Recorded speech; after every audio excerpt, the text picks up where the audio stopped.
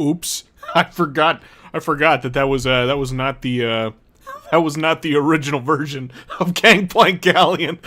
I figured that out before I streamed with Gangplank Galleon in the music thing before. Yeah, that's right. That's right, you guys. Sans is the real head honcho of Donkey Kong Bonanza. Hey, what's going on, you guys? So, hey, you want to know something crazy? I thought we were done. I thought we were freaking done, man. But no, apparently it just doesn't end. Apparently Nintendo just likes to fuck with us. So, here I am, back at it again, keeping up with the Kroc. I really thought I hung up my tinfoil hat for good. Or at least until next Thursday, you know? Like, I thought that's what was going on. But no. We have another lead today that points us in the direction of some Krocage, if you can believe it or not. And here's the real crazy part. Here's the real zinger. The zinger. You know, the bee from Donkey Kong? Yeah, that's what I meant. The real, the real funny part. This comes directly from Nintendo. Nintendo are the ones out here today giving us the runaround, okay? So, we're gonna go over that. We're gonna jump into it. We're gonna talk about what Nintendo has shown us today, but also, we're gonna do some chit-chatting, excuse me, after I run us down through, and, hopefully you guys can, oops, here, give me one sec, sorry. Just moving my monitor a little closer, so that way I can see the chat, because I need access to my TV here for a minute.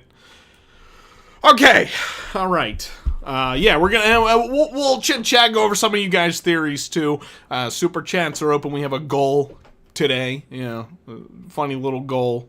Hey, already got a super chat in there. I appreciate you, MD Switchy. Oh, you know what? I'll just go ahead and I'll read what you guys are saying, but then we're gonna jump into it, and we'll just give it like another minute. Let some stragglers roll on in, you know. But yeah, well, let's see here. My theory is that King K. Rool is eating a delicious porterhouse steak at the core with a side of honey baker ham. It's my crackpot theory, dude. I mean, now I'm sold. I mean, if that's not what we're getting, I'm probably just gonna jump off a bridge. So. Yeah, thanks for that. KB, $2 super chat. Only 1 week till peak. Oh yeah, it is. Don't you know? All right, fellas, ladies and gentlemen, you guys ready to get into this? So let me go ahead and show you. Let me go ahead and steer your attention over towards my little live bar here. Boom. Oh, would you look at that? Hey.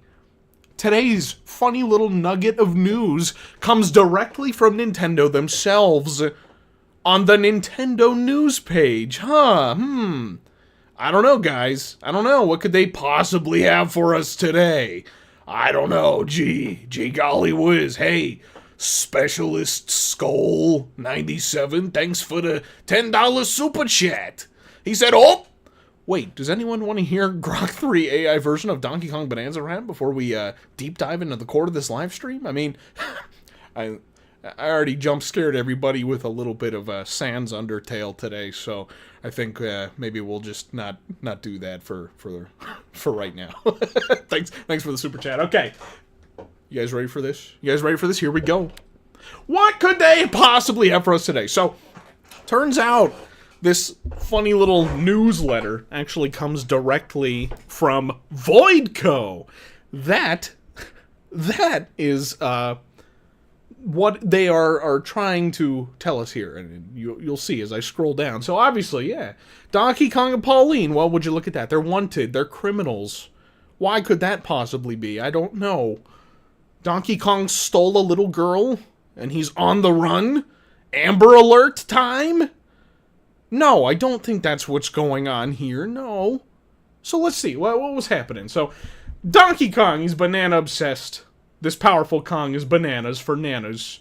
he packs quite the punch. What a crazy guy, you know? What a powerful man he is. A man monkey. Pauline over here, talented and shy. This girl is special.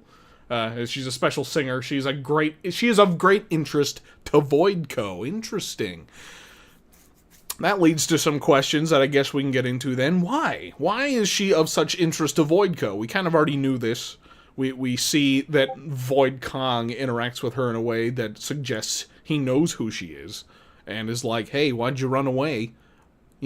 We kidnapped you first. Now Donkey Kong has a hold of you. We can't have that. So let's go on down here a little bit. Okay, so attention VoidCo employees. Void Company, the mightiest mining operation on the surface, needs you to be on the lookout for this dangerous duo. Huh, I wonder why that could be. Well, let's go down. Let's see this here. They were last seen traveling through the underground world on the way to the planet core. Our illustrious president, Void Kong, must reach there first. Yes, the illustrious president. The illustrious president, Void Kong. Huh. I wonder. Well, let's see. What do they got here for? Oh, look at that. Oh, and did we mention that Void Kong is your boss? He's totally your boss.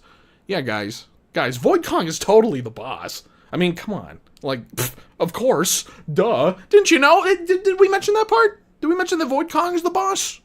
I don't know, guys. Totally.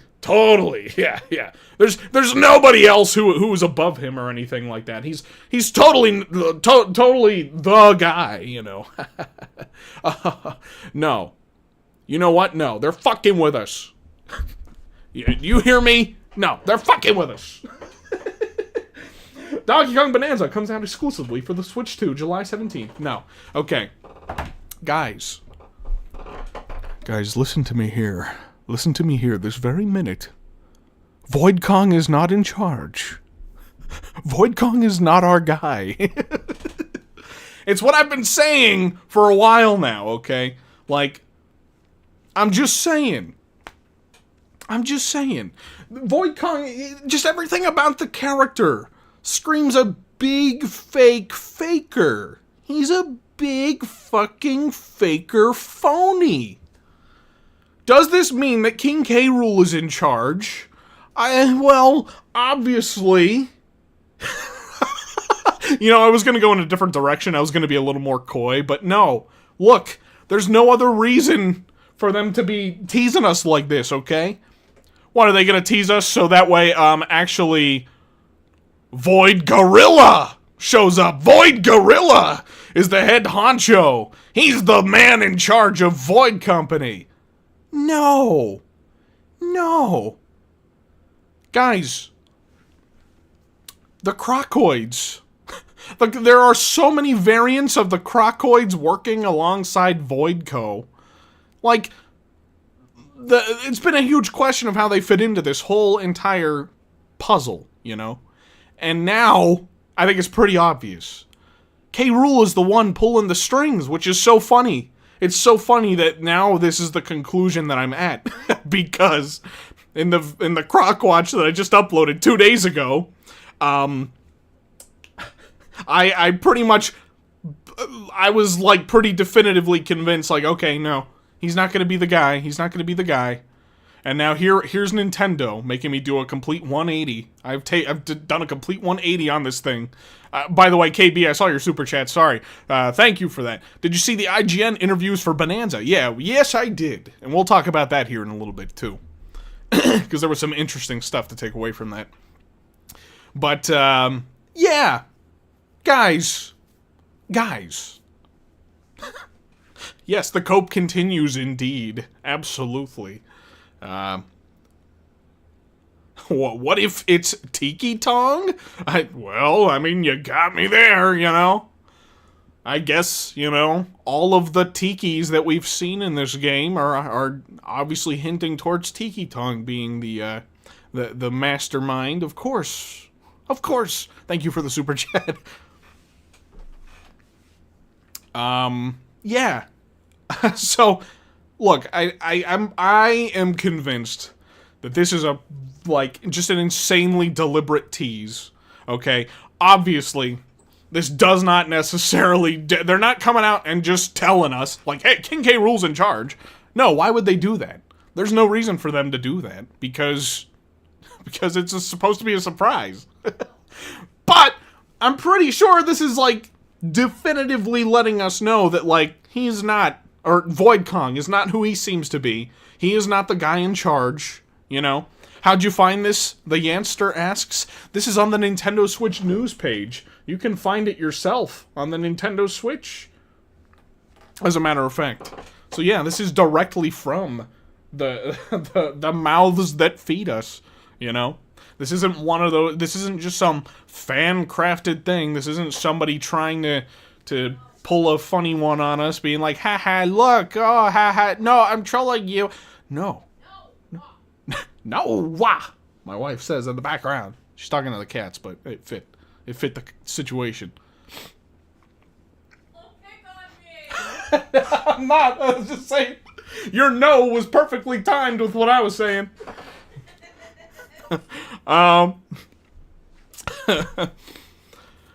So yeah, I mean, you know, we've been over it. We've been over it more than a handful of times now. That, yeah, Void Kong is just not who he appears to be. It's just, he's not. It's just straight up. Hang on, why am I wearing my headphones? I don't need to be. I always do this. Excuse me. Raw Bear, $5 super chat. I have a theory Poppy Kong is secretly working for Cranky Kong and has given him info behind the scenes. That's an interesting little snippet. Thank you for the super chat, and also thanks for becoming a member here on the channel too. That's really awesome, man. I appreciate you. Yeah, so, you know, Poppy Kong is something that I didn't really... what is that? What does that equal? What currency is that? Congrats on 50K. Here's something to buy more bananas with. Well, thank you, Splat. Thank you, my friend. You are greatly appreciated. And you know what? Here, I need to start hearting these. I didn't realize until recently I can actually heart super chats. So here, give me 1 sec as I scroll up and heart everybody who sent super chats today so far. I appreciate you guys. You guys are awesome. All right, I think I got them all. All right. And Kunai, can we say that Void Kong is Bluster Kong? Well, sure, why not? That works for me. So yeah, where was I? Oh, hey, Specialist again. Who else is going to play this epic banana banger with an OG N64 wired controller and perhaps the bongos or other wacky controller options? That could definitely be a fun way to experience it. But, yeah, guys, I'm just going to be running in circles if I sit here and talk about this VoidCo thing. I don't know, what do you guys think? Like, I'm pretty darn sure that, at the very least, our speculation has been on point, or my speculation, I guess, and some of you guys who are on board with it with me, that Void Kong is definitely not who he appears to be. There is something more going on there, you know? This is not... This is them pretty definitively, deliberately telling us that Void is not the guy. Void is not the guy. I don't know what is going on out there. Just clinking cans. I don't know if you guys can hear that. I wonder if it isn't K. Rool and some random new character. Now, the thought has crossed my mind, but hear me out, okay? Here, let me go ahead and read you guys just this little snippet. There was... Let me find it. It was in a tweet. Okay. So, there was a very interesting interview that came out today from IGN with the producer and director of Donkey Kong Bonanza. I can't think of their names off the top of my head. I'm bad at remembering names, especially ones that are not native to my language, so I apologize for that.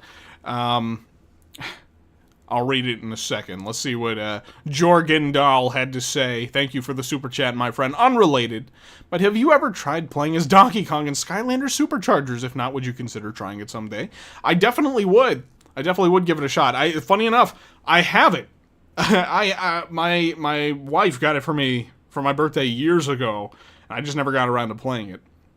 But I have the figure, or the amiibo. I have the Superchargers game on Wii U. But my Wii, or our Wii U, is bricked.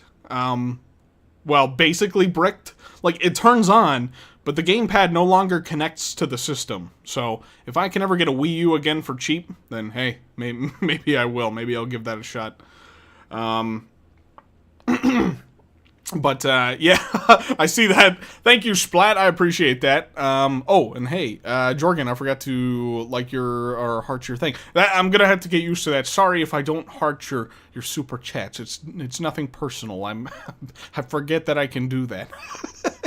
Okay, so anyway, guys, yeah, the interview. The interview today, actually, I don't even know if this is directly from that interview or if this is from a different one. I don't know, but there's an interesting little nugget that came out of that. I found interesting. The director of Bonanza, Takahashi, has said that he played a lot of Donkey Kong Country to prepare for Bonanza's development. And there's a quote that says, one game I particularly spent a lot of time researching in preparation for this project was DKC. And he also mentioned, give me one sec as I open it up because I'm just reading the abbreviated version for some reason. He said, I think that Donkey Kong Country brought a lot of interesting innovations as a game, and two of those that really stood out to me are the barrel cannons and minecarts. Now, he spent a lot of time playing Donkey Kong Country, apparently, in preparation for this. Hey, Roly Poly, I see your super chat there. I'll read it in just a sec. Yeah, well, let's just put it this way. He didn't just play Donkey Kong Country and then blindfold himself whenever the Kremlings came on screen, He didn't just tiptoe his way around them. The Kremlings are a huge part of they're the one major consistent element, honestly, between all three Donkey Kong Country games from Rare. And in this interview as well, they very specifically mention Rare's DKC as a big source of inspiration for longtime DK fans.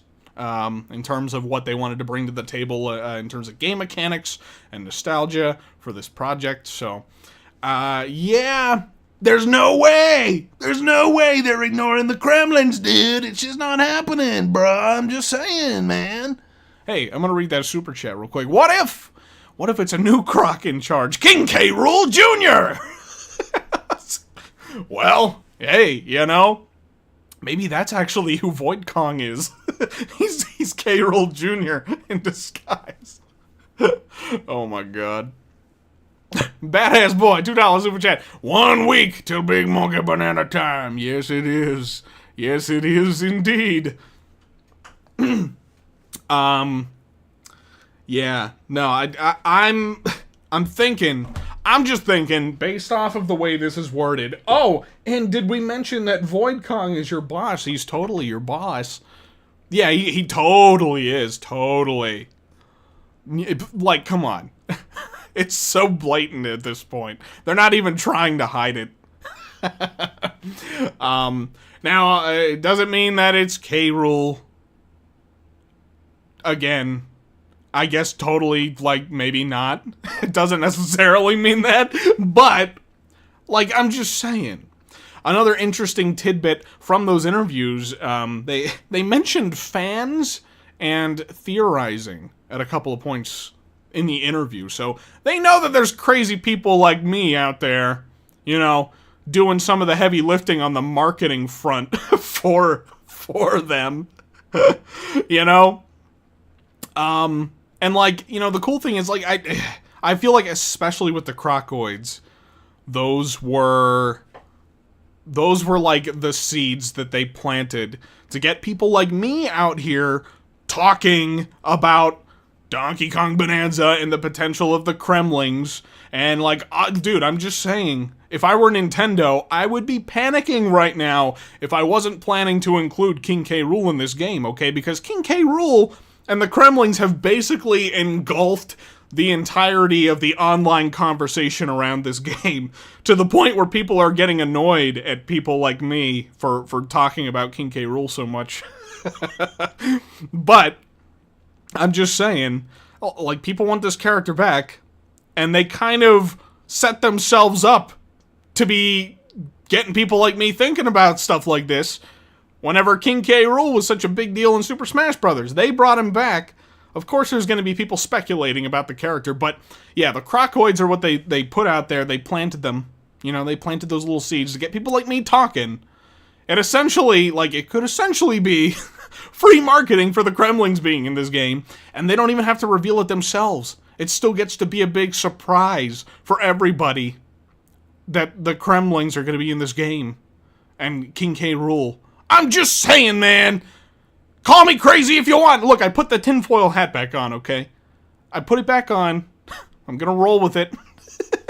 Rio, $5 super chat, fighting a giant skeletal K. Rool, who's literally back from the dead, is such a badass image, but Kroc or not, I'm definitely gonna love this game. I'm with you there. I'm definitely with you there. Look, K. Rool or no K. Rool, game's gonna be awesome, but look, K. Rool's gonna be in it, okay? I might get myself in trouble talking like that with you guys. You guys are gonna come back here with pitchforks and torches and burn my ass. Kong Min, 199 DK Bonanza Amber Alert theory is holding strong. Well, it definitely is now. Yeah, absolutely. We got it all figured out now. The Amber Alert Kong. Yeah. So, I don't know. I'm just saying, like, Nintendo knows what they're doing with the marketing of this game, okay? They know that they're teasing us. Yeah, that's exactly what they're doing. Dude, I love your art. It reminds me of the old NES game, Town and Country 2. That's interesting. I actually don't know what that game is. But thank you. That's cool. Brantendo. He drew it for me. He's a very, very crafty fellow. Very artsy guy. Imagine K. Rool is unceremoniously leaked like Pauline was. I kind of have a feeling it may come to that. You know, YouTubers, very specific guys, I'm not going to call anybody out, are going to be getting their hands on this game. Probably already have their hands on it, and you just know they're going to start uploading videos with those thumbnails. You know, I'm just saying. Oh yeah, it's hard to read with the chat on screen. Okay, here, give me 1 sec. Let me go ahead and boop. I'll just tuck that away here for a second. Let you just take it all in. KB, $10 super chat. I also like that they're keeping the reason why Pauline is a kid a secret for us to figure out as we play the game. Yeah, that's a thing too. You know, I've seen so many people, so many theories completely just dismissing the idea that Nintendo would incorporate any kind of meaningful story or lore into this game, and like, to that I don't know, I just don't buy that. There's definitely something more going on here, and I think they teased that kind of in the interview today too. They basically said that, like, you know, we could tell you why she's aged down, but we kind of want to let players put these pieces together themselves when playing the game. So that's basically what they said. I'm just saying.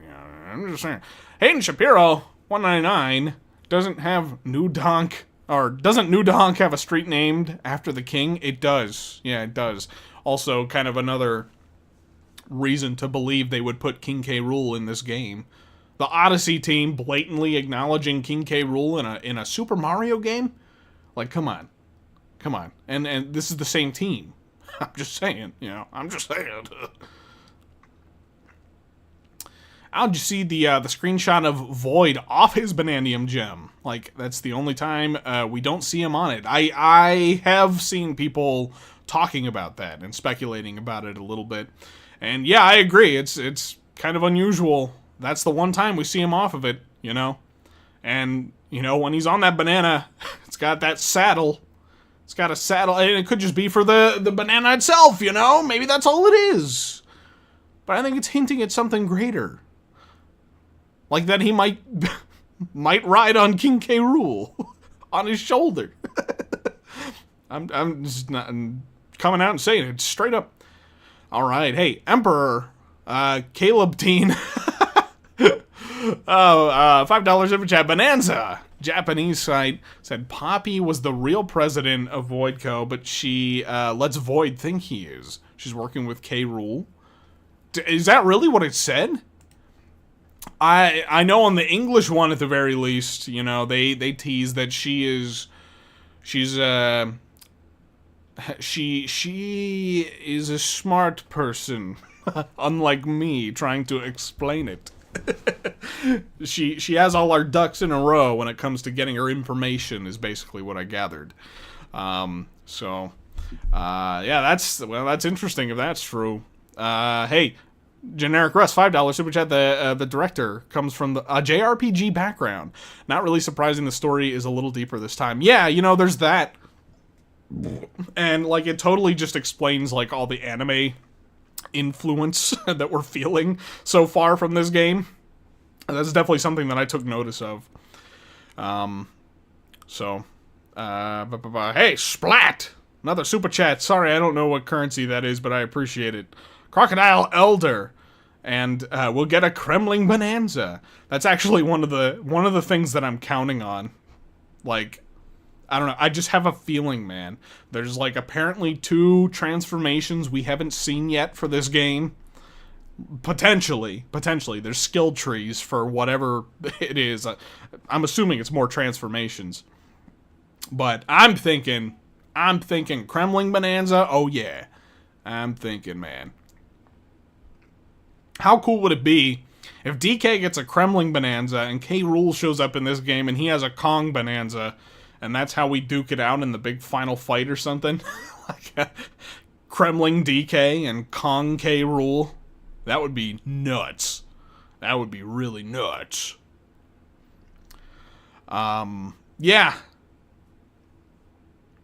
So, I don't know. I guess that's really, like, really the major talking point I have as far as this little stream goes. You know, this Void Kong thing. I asked earlier, but I didn't read too much. I mean, what do you guys think? I mean, this feels like pretty blatant sarcasm, doesn't it? That, like, oh, and did we mention that Void Kong is your boss? Yeah, he's totally your boss. Yeah, totally. That's, come on. Yeah. Pyro Pikmin 500 says yeah. Guys, Pyro Pikmin 500 is the real psychic here, okay? He's the real tinfoil hat wearer, okay? So if King K. Rool isn't in this game, all pitchforks directed at Pyro Pikmin 500. No, I'm just kidding. Don't do that. Don't do that. Don't do that to him. He's innocent. He's a baby. He's a baby boy. Don't attack him.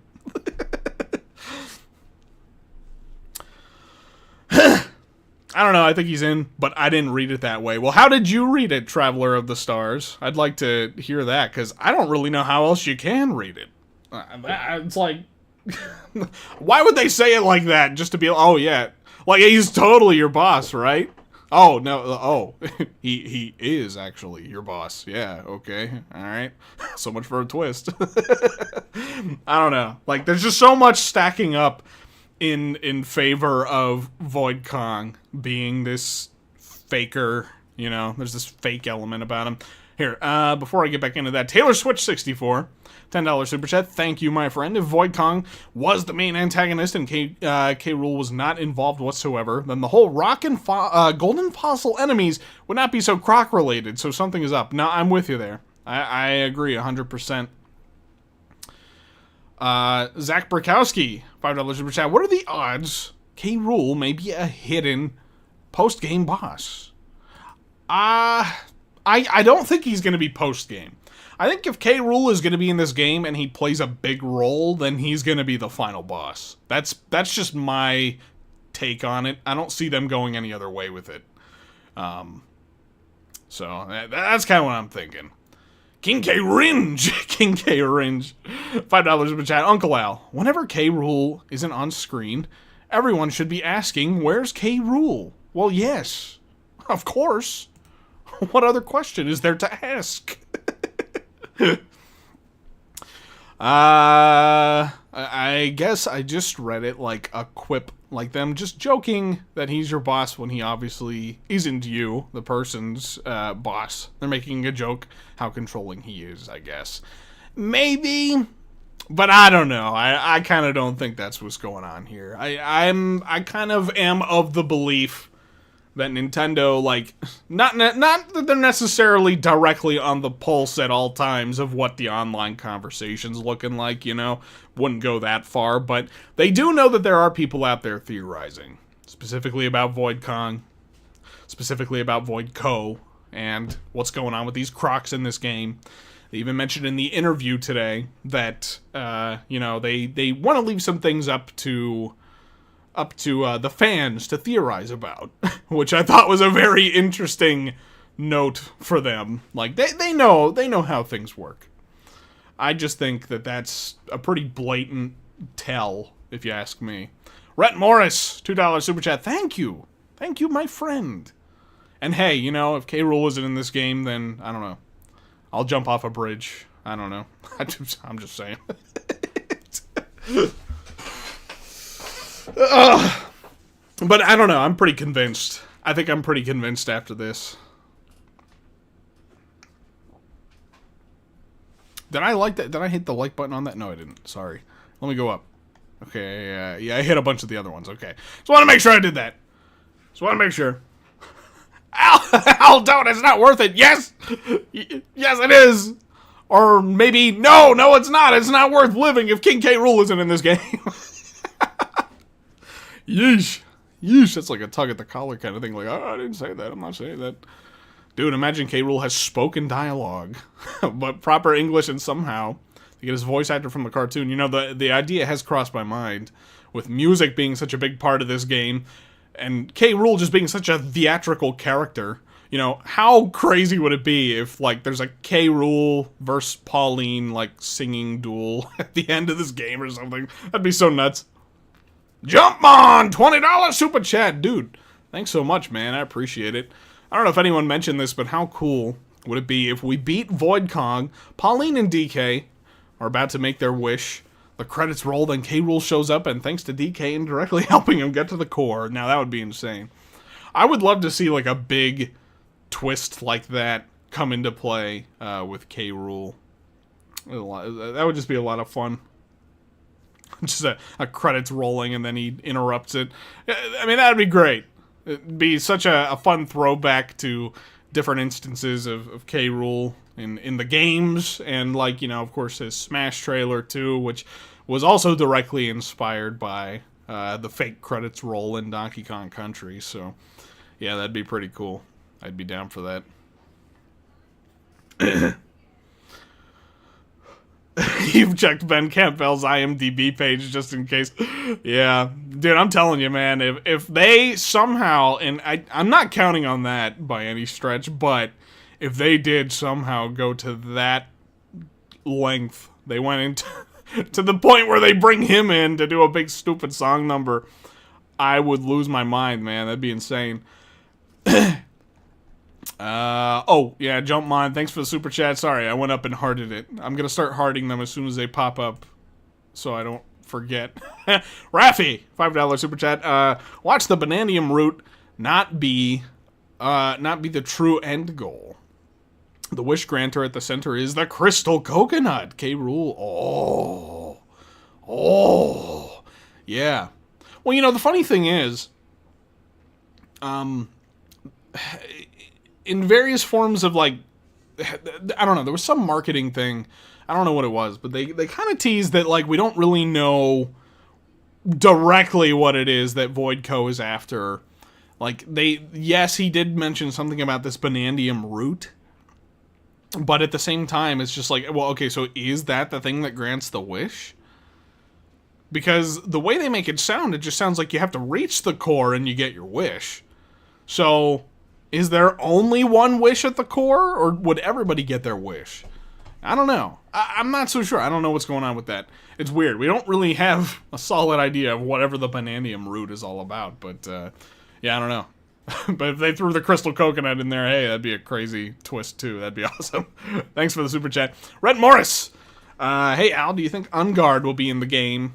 Pauline seems to get eaten in the eShop pictures. That would be really cool. You know, hey, that was another thing from the interview today. They mentioned about animal companions that they're bringing back. Companions, plural. And specifically when they were talking about Rambi. So, I don't know. Hey, maybe there are a couple more guys in here that we haven't seen yet, you know? Maybe there is more to it than Rambi. Now, I wouldn't put money down on that. Actually, what I'm far more convinced of is the possibility of some sort of underwater Bonanza transformation for Donkey Kong, and I could totally see it being like an Ungard or, you know, something like that, like a swordfish, you know? That's kind of what I'm thinking. So, why is your character animated like the Bowser fart gif? I'm not familiar with the Bowser fart gif. Untrusted Life, $5 super chat. Thank you, my friend. They seem really insistent about VoidCo being totally your boss. Totally, trust me, bro. I know, that's what I'm saying, too. That's exactly what I'm saying, you know. I feel like that was kind of the final nail in the coffin for me today to be like, okay. Yep. You don't want to know, Al?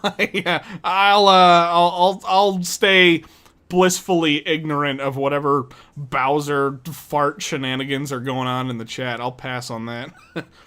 Pass gas like Bowser in that GIF, apparently. So, yeah. You guys, that's all you. That's all you guys. Anyway, jeez. Alright, I got distracted. What am I talking about?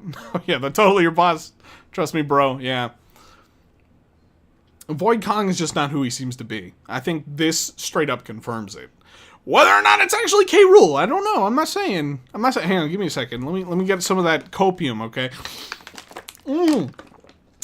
Ah! Oh, that's the stuff. The copium. Yeah, no, it's K. Rool, actually. That's me, right? Hitting that copium right there. That's the copium coming out. Can we go through the whole interview? You know? I guess we could. I guess it could be a fun way to extend our little jabber sesh, right? Am I right? You guys want to do that? Let me know. Do you guys want to go through the interview together? We can walk through it and hear the developers' thoughts and discuss them together here on stream. Yes, sure. Seeing a couple of those. Yes, lots of yes and yeses. Cool. All right. Okay, I hear you, fellas. Let's do it. Give me 1 sec. While I get my stuff set up. Here, let me read that last super chat. Specialist again. Dude, thanks a ton, man. Oh shit, and hey, look, you helped us hit that goal too. Dude, we hit that super quick. I appreciate you guys so much. You guys have no idea. It's been so much fun doing this lately. LMAO, just realized something funny. This game, Total Profit, is gonna fund Diddy, Dixie, Funky, Cranky, Candy, and K. Rool, and possibly more into Mario Kart World. That would honestly be so cool. I hope you're right, honestly. Like, being for real. So yeah, oh, another super chat from Pasta P. Hey, thanks so much. Thanks to the last guy, too. If I had to make a wish to the Banandium root, it would be to get my hands on the Crystal Titty. The Crystal Titty! You got the power of God at your fingertips and you're watching inflation? What the hell is wrong with you? Thank you for the super chats. Here, give me 1 sec. Let me, And you're watching Bowser fart gifs? What the hell is wrong with you?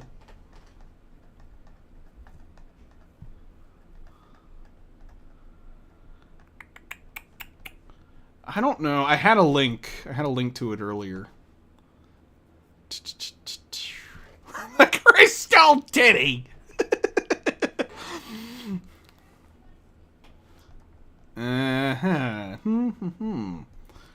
Sorry, I'm trying to find it. Give me 1 sec, fellas. Ba-do-ba-doo. We're gonna find that article to read today. I'm gonna find it some other way. I'm gonna pull it up on my computer. We're gonna read it with our eyes, even if they're in disguise.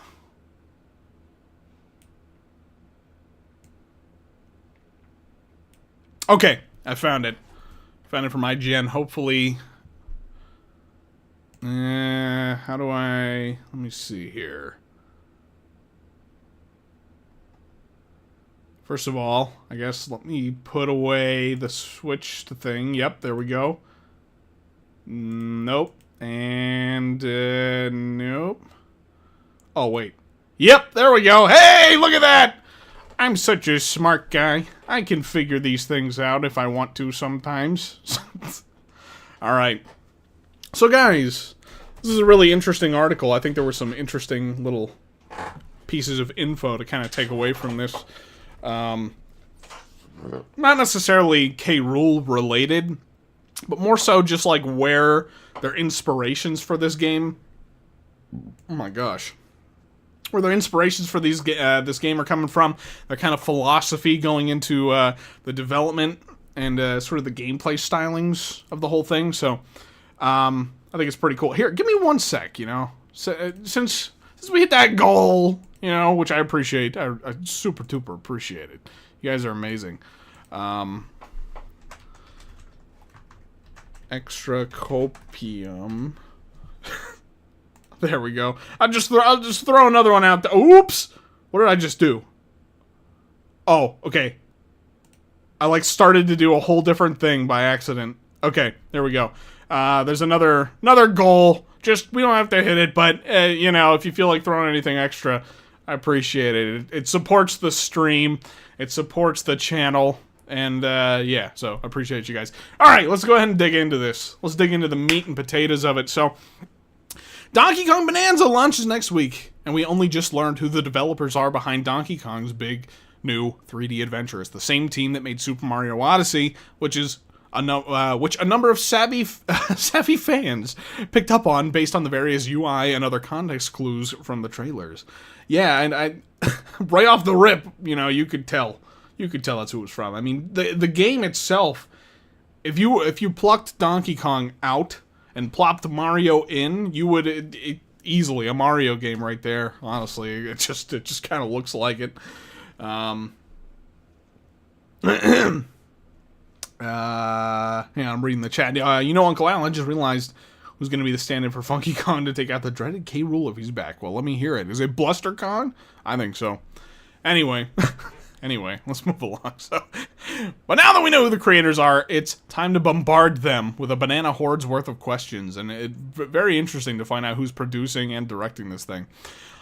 I spoke with Kenta Motokura. Sorry if I butchered that. I'm really bad. I'm really bad at names. Producer on the Donkey Kong Bonanza game.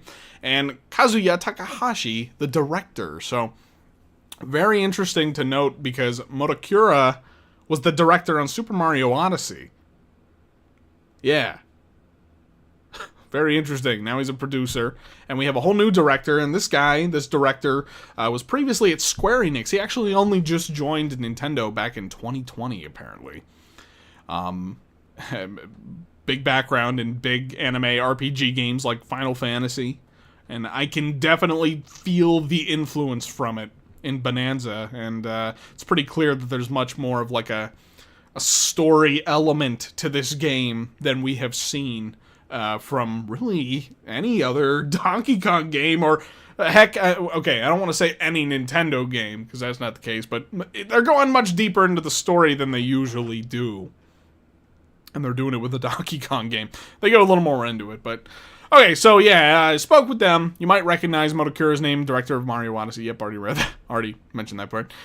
He's been a part of a number of other Nintendo games since he joined the company as a 3D character artist in the GameCube era, working on the likes of Sunshine, Pikmin, Donkey Kong Jungle Beat, as well as Super Mario Galaxy 3D Land, 3D World and Mario Land on the Wii U. Not Mario Land on the Wii U. You know what I'm saying? I just mixed those up. I'm not dyslexic, but you wouldn't know it. As for Takahashi, he's newer to Nintendo, only arriving in 2020, background in open world game design, gives him some interesting carryover from his previous experiences to Bonanza. Yep, like we already talked about. I didn't realize how much I summarized this opening paragraph without reading it. We've covered some of the highlights from the interview elsewhere, such as how the game was conceived, where it lands in relation to other Donkey Kong games, why it's a Switch 2 title. There were plenty of other golden nuggets or bananas in the full interview, which we've published below. Responses have been lightly edited for clarity. So IGN asked them, can you both tell me about the conception of Donkey Kong Bonanza? What idea or mechanic or theme was at the core of the game's development when it was first started? Motokura goes on to say, well, I would say the very original impetus for... Oops, hang on one second. God damn it. I hate when Google Chrome does this. It says, not enough... It says, oops, not enough memory. Not enough memory. You're gonna have to, like, restart. Restart the whole thing.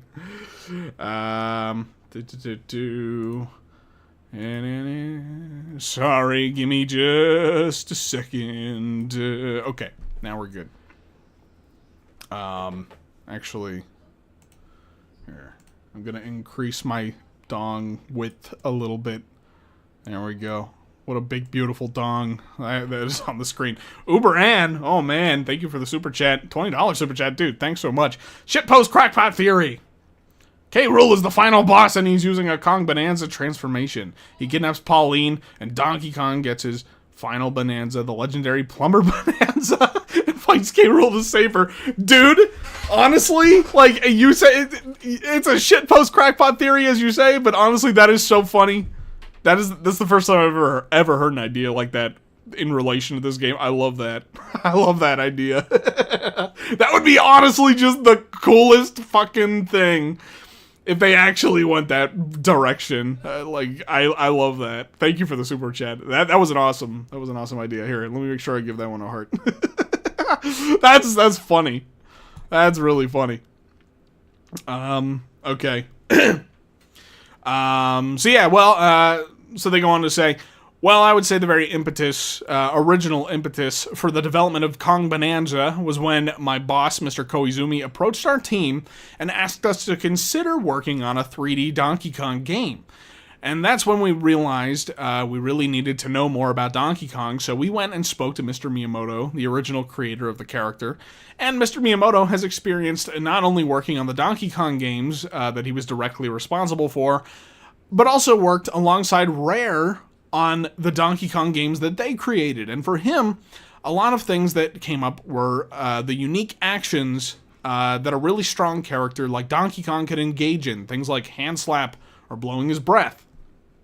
And I also spoke to Mr. Koizumi. Actually, here, before I even go any further here, let me just stop and say, they mention Rare at multiple points throughout this interview. So, like, while I'm sure they probably did look at Retro Studios games, it's really obvious, like, from just everything that we've seen about this game up to this point, and then even the developers' words throughout this interview, that Rare was, like, their big source of inspiration and, like, you know, information to pull from Donkey Kong's history. And then, of course, like, the arcade games as well, which is a real obvious, you know, some real obvious, inspiration drawn from them. You know, there's only a Pauline in here. I feel like that's kind of, we have like two sides of the same coin here being represented in this game through Pauline and Donkey Kong himself here. I feel like Pauline does a really good job of sort of representing the arcade era of Donkey Kong, you know what I mean? And then we got DK here, who I feel like probably represents more so the country side of things. Obviously, you know, he is, you know, representing the arcade era as well. He's Donkey Kong. His name's on the freaking box.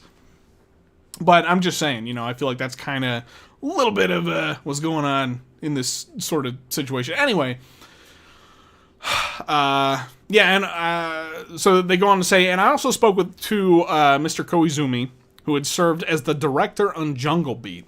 And for him, one thing that was a really important distinguishing characteristic from a character like, say, Mario, is that Donkey Kong has these longer, stronger arms. So we took all of these distinctive features of Donkey Kong as a character and tried to think about how we could bring them to play in a new game. Around the same time, we had a programmer who was experimenting with voxel technology. They bring up voxel technology a lot in this interview. It is pretty much like the basis of this entire game. Like that's pretty much the ground zero of Bonanza. It was starting with the voxel stuff. So, yeah, they were experimenting with it. We actually had used this voxel technology in some areas of Super Mario Odyssey previously, where, for example, you could dig your way through cheese in the Luncheon Kingdom, or you could plow through snow in the Snow Kingdom.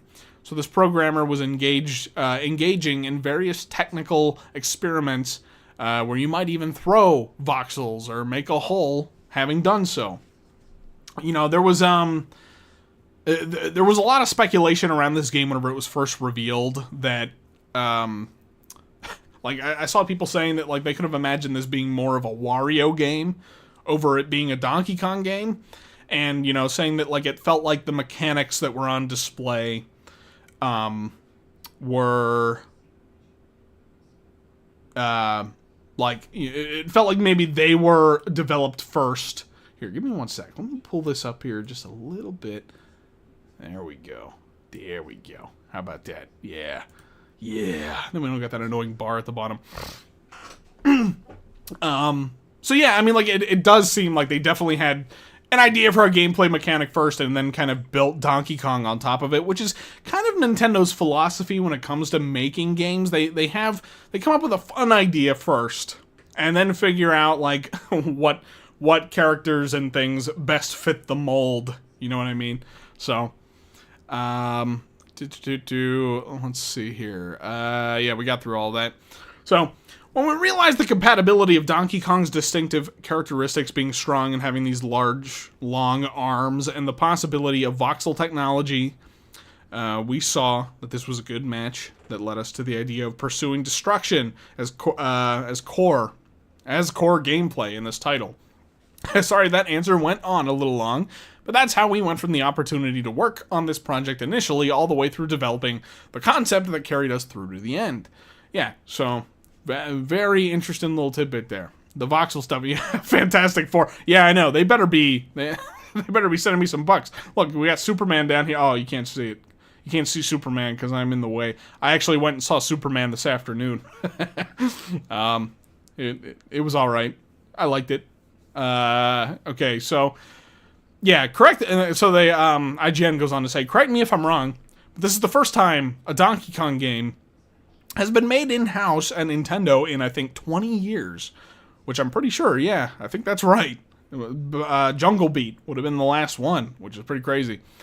I was wondering if you knew why the decision was made to develop a new Donkey Kong game internally instead of having someone like Retro Studios make it, which was a question that I was very interested in myself, and unfortunately, they didn't have much of an answer for us. They said, so because Nintendo does have a lot of characters to choose from, we're always considering what would be good timing to create a new game with a certain character, to most pleased customers. But of course, this is just my best guess. You'd really have to ask Mr. Koizumi for the real answer. So yeah, we didn't actually get like a super solid answer. It wasn't like out of a desire to bring Donkey Kong back and you know, have him be a permanent fixture in Nintendo's echelon of you know, top tier games or anything like that. At least not that we can glean from this interview. It would be nice to hear that directly from their mouths. Maybe Nintendo will do like an ask the developer thing. They did that for Mario Kart World a couple of days before that released, so I am kind of hoping that maybe we can get some deeper stuff out of Nintendo before this game launches this upcoming week. And hey, maybe we could do another stream going over that whenever that drops, but we'll see. So, what sorts of things inspired you while you were working on Donkey Kong Bonanza? I know I've seen a lot of people remarking that someone on the team maybe liked Wreck-It Ralph a lot, which, yeah, that's a pretty obvious parallel right there. It feels, feels almost a little bit on the nose, but they go on to say, no, I wouldn't say that we drew inspiration from any one particular source like you're describing, but rather because Donkey Kong has such a long history, we had a lot of different Donkey Kong titles to look at and consider places that we could receive inspiration. So when you mentioned in particular the comments on social media about Wreck-It Ralph, was it some similarity to Pauline, to one of the characters in that movie? They said, yes, Pauline riding on the back of Donkey Kong, who's big and strong, and Pauline's kind of small, younger, kind of a small, younger character. In Wreck-It Ralph, you have Vanellope riding on the back of this big, strong fellow who can smash through things. And I feel like, the dynamic of, like, big, huggable oaf and, I don't know, spunky little girl, it seems to be a trope that just pops up now and then. Yeah, like the mighty King Rex said there in the chat, Boo and Sully from Monsters Inc. Yeah, that's definitely where my mind goes whenever I'm seeing this dynamic in this game. So, but yeah, he goes on to say, yes, as it turns out from a very early stage in development on Donkey Kong Bonanza, the team was discussing what kind of character would be the best to accommodate, or, to accompany Donkey Kong on his travels. And as early as that stage, I do recall that someone had suggested Pauline might be a good choice, but Pauline was not implemented directly into a game spec at that time. I think the moment we actually realized we would go in that direction came about as a result of an artist who created some concept art of the zebra transformation. We saw that image and thought it was really fun, so we immediately prototyped it to try it out in the game. And when our composer saw it, they decided to create specific music just for that transformation. And the music for it was so good. Oh my gosh, cats.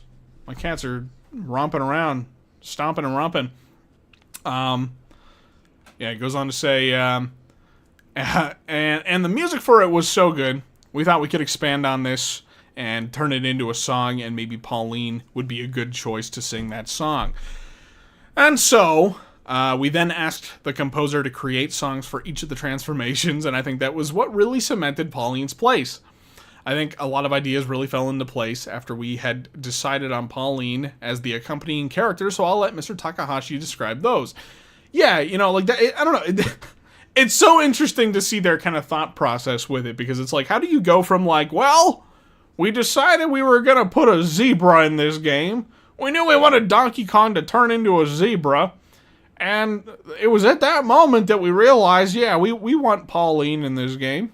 Yeah, we want some Pauline in our Bonanza. It's like, I don't know, it's just, it's just interesting. Interesting to see.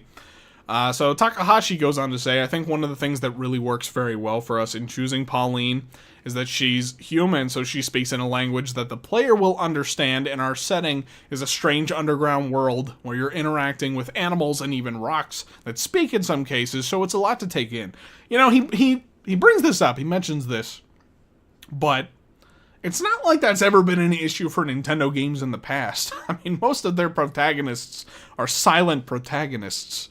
And we get sent to all kinds of wacky and weird worlds, so it's kind of interesting to see them, like, bringing that up as, like, something that they considered for this game.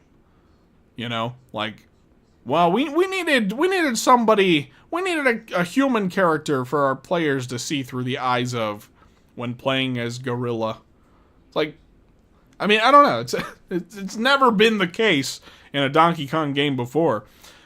Granted, most DK games have been kind of 2D, but I don't know. It's just, it's interesting to see that they thought about these things, you know what I mean?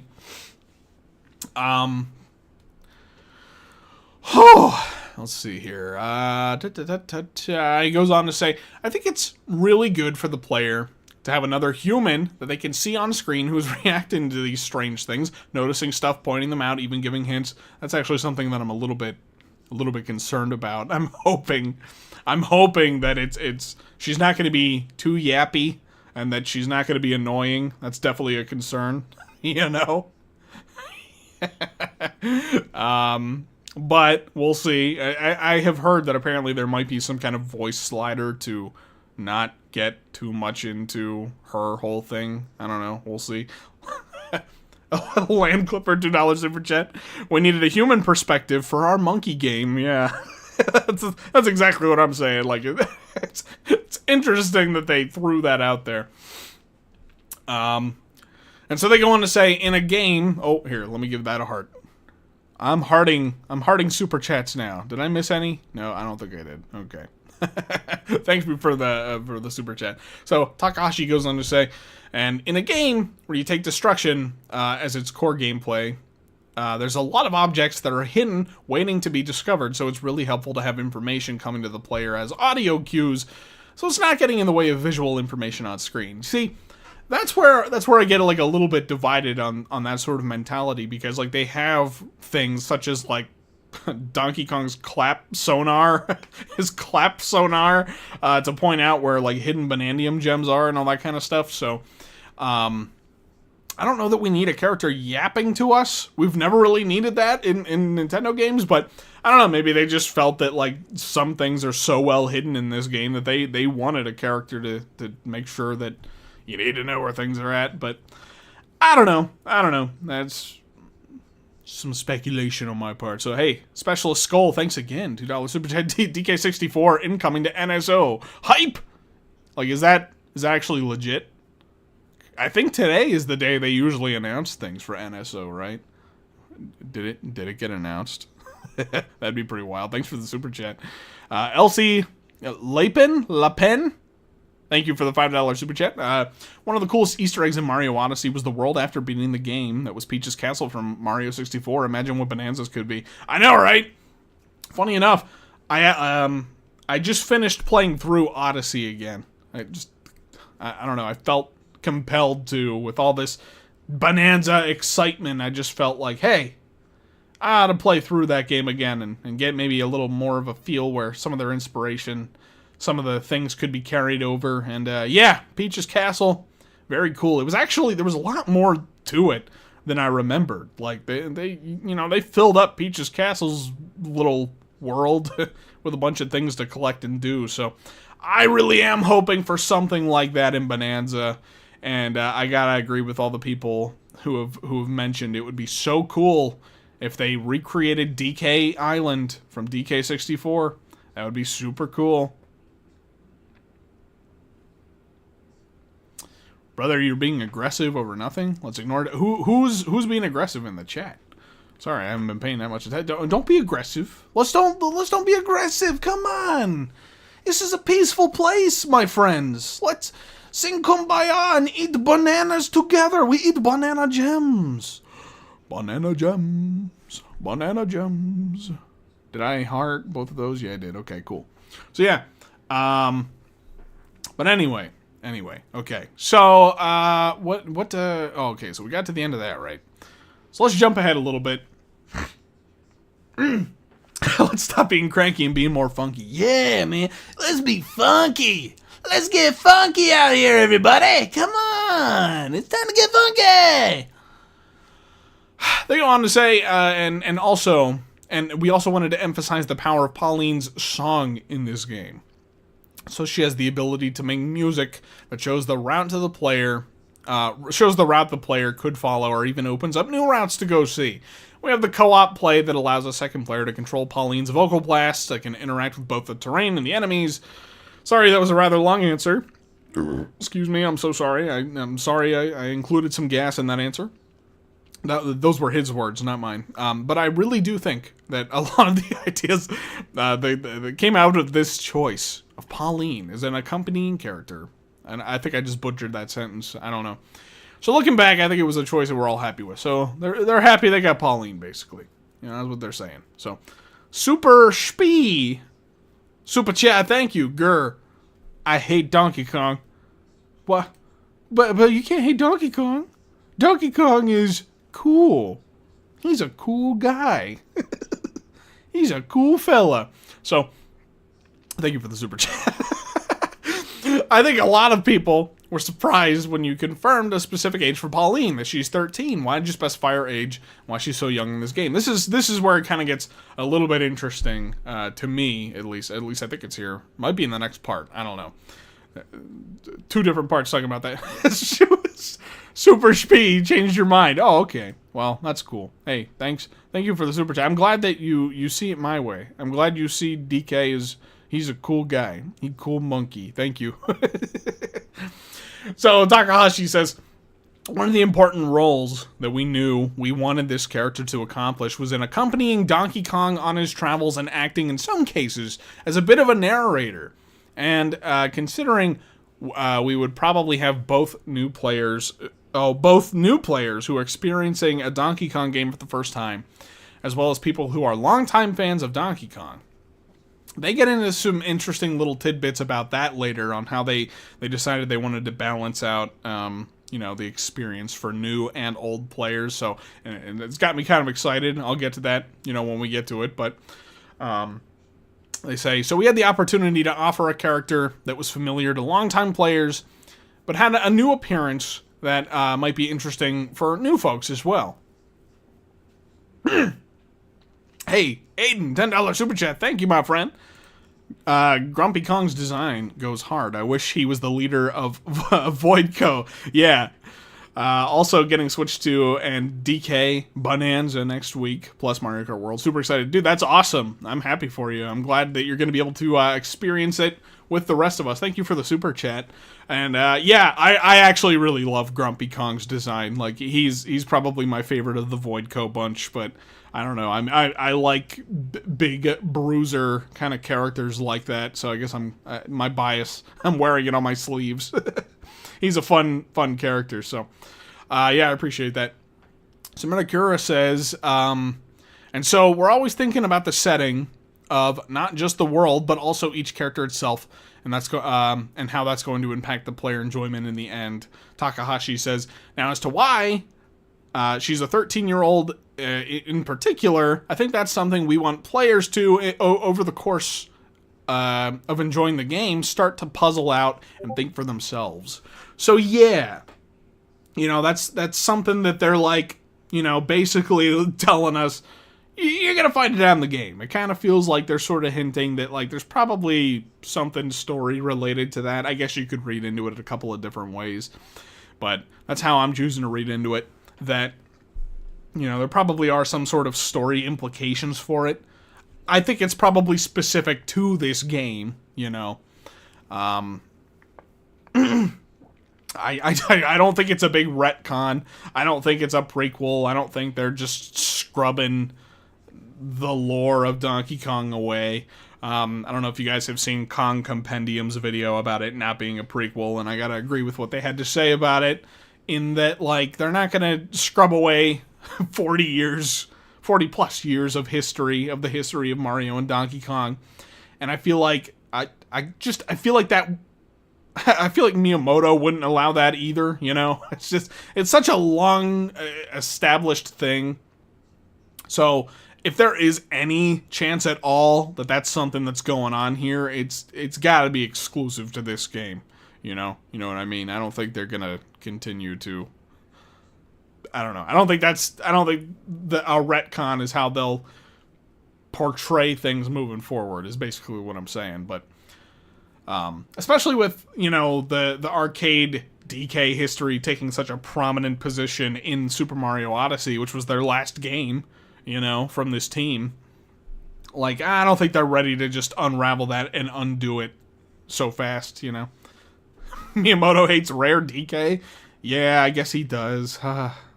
Land Clipper, $5 super chat. Why is Pauline a child? I don't know. Figure it out yourself. Play the damn game. We're not telling you shit. We made this game. Play it. God damn it. Yeah, pretty much. Hey, thanks, Land Clipper. I appreciate you. You're a frequent super chatter here. I really appreciate you, my friend. Can you... IGN asked, can you confirm Donkey Kong's age? And Motokura says, I think that's another one that maybe is good fodder for player theories. So that's their first instance here of mentioning about player theories. They're aware that there are crazy, kooky fellas out there like myself and, the rest of the DK crew yapping away about Donkey Kong theories on the internet. They know they're getting some free marketing out of fools like ourselves, marketing for this multi-billion-dollar corporation, their new video game for them. But, I think that they know what they're doing there. They are aware of people like us. And I think it's very deliberate that they haven't revealed King K. Rool yet. So anyway, Harry Mason's production, $5 super chat. Yo, Al, what is going on? I thought the cope was down. Yeah, it was. It was. Sorry, my friend, you missed the beginning of the stream. Interesting little tidbit from the Nintendo News app about VoidCo and VoidCo, and them teasing us that VoidCo is probably not the head honcho behind the whole operation, you know what I mean? So, yeah, that's seems to be a thing. That's a thing that's happening. Anyway, now we're reading through the IGN interview for anybody who's just joining in. Some interesting pieces of information to take away from it. It's actually really cool. So, IGN goes on to say, seeing a young Pauline and knowing that you all worked on Super Mario Odyssey, I think, I start to think story-wise, this is maybe a Super Mario Odyssey prequel. Is there an official Donkey Kong timeline? Is there a canon timeline that explains where all the Donkey Kong games go? Takahashi goes on to say, certainly, because a lot of team members also worked on Super Mario Odyssey, there are some similarities in terms of how they think about the setting of the characters for both games, but it's something we can't really explain all of for now, because we need to leave something for people to consider as they're playing the game. So basically they said, stop asking these things, go play the damn game when it comes out next week. We're 1 week away. Can't you just wait? Can't you just sit your ass down and wait? And play the damn game and figure it out for yourself. That's the Uncle Al translation of what they're saying, okay? Harry Masons again. What happened? What did they say? Hey, thank you. What, with the IGN interview? Or are we talking about VoidCo and VoidCo? The VoidCo thing. Here, actually. Here. I'll just pull it up really quick because it's still up on my thing. Boom. There it is. You see? Look, they said, oh! And, so they said, they were last seen traveling through the underground world on the way to the planet Core. Our illustrious President VoidCo must reach there first. This is in reference to chasing down Donkey Kong and Pauline. And then it says, oh, and did we mention that VoidCo is your boss? He's totally your boss. Yeah, he's totally your boss. Totally not anyone else. There's not anyone else behind the scenes pulling the strings or anything like that. So anyway, yeah, let's go down here a little bit. IGN goes on to ask them, when you were creating Donkey Kong Bonanza, at what point in development did you learn that Donkey Kong was going to be receiving a visual redesign? That's an interesting question. That's an interesting thing for them to get into. Did I? Sorry, scrolling up in the chat again. Okay. Harry Mason Productions. Hey, $2 super. Hey, thanks again, man. I appreciate you. Yeah, so about the redesign, Motokura says, so we're always thinking about what sort of in-game expression of the character would be appropriate. You want to make sure that you have a character that can be very expressive, very emotive, and so from the very beginning of the project, we were considering over the long history of Donkey Kong what elements we could pull into in terms of creating this appearance that would be fun for fans. For most fans, there are more than a handful of fans out there who aren't crazy about this design. I don't really fully understand it. I love the design, myself personally, but I mean, hey, I get it, New is scary. Sometimes it takes a bit to get used to, so. Anyway, and as a result, we spent a lot of time thinking about distinctive visual features of Donkey Kong as a character among the developers, even going all the way back to Mr. Miyamoto's original designs. We found a lot of expressive features in that character design as well, but also in games like the Country series, you see him adventuring in a jungle where he has more of a cool and wild side, so we wanted to pull together a lot of these different elements of the character over its long history and come together for the design of Donkey Kong Bonanza. That's really cool. That's really cool to hear that, they were pretty deliberately, and it's obvious just looking at the design, they were really trying to hone in and sort of bring these two eras of Donkey Kong together. I mean, realistically, there are just kind of two major eras for DK. The arcade side of things and then the country side of things.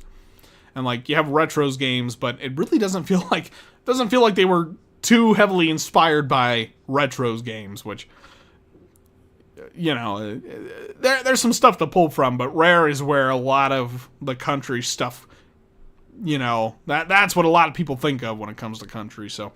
But anyway, yeah, I don't know. I just think it's super cool. I don't know how you guys feel out there about Donkey Kong's new design, but I just think it's cool. I think it's dope as fuck. Land Clipper! Oh, and Jotaku! Thank you guys for the super chats. Your boss VoidCo? Yeah, he's totally your boss. Who's in charge of us as the boss of VoidCo? Which he's the boss of. Don't think too hard about it. I'm with you. I'm picking up what you're putting down there. I'm with you. Thank you. And Jotaku, I like DK's new design also. Like a blend of Rare and the classic designs, in my opinion. Yep, I agree. I'm definitely with you there. You will say this regarding the original Rare DK design. Rare designs over the Bonanza design. I definitely like the render style of Rare's designs. Like, I just love the sort of silicon graphics look to those old renders and models and all that kind of stuff. That is going to be unbeatable for me, I think, unless Nintendo decides to bring it back for some reason, which I'm not counting on, but if they really want to do like a retro throwback kind of DK game, if they went in that direction, dude, that'd be dope as fuck. But in terms of the actual design itself, I do really quite like the Bonanza design. I think it's really cool. I was going to look back at his theories and be like, man, I was so wrong. Okay, here's the thing. I don't need to be right, okay?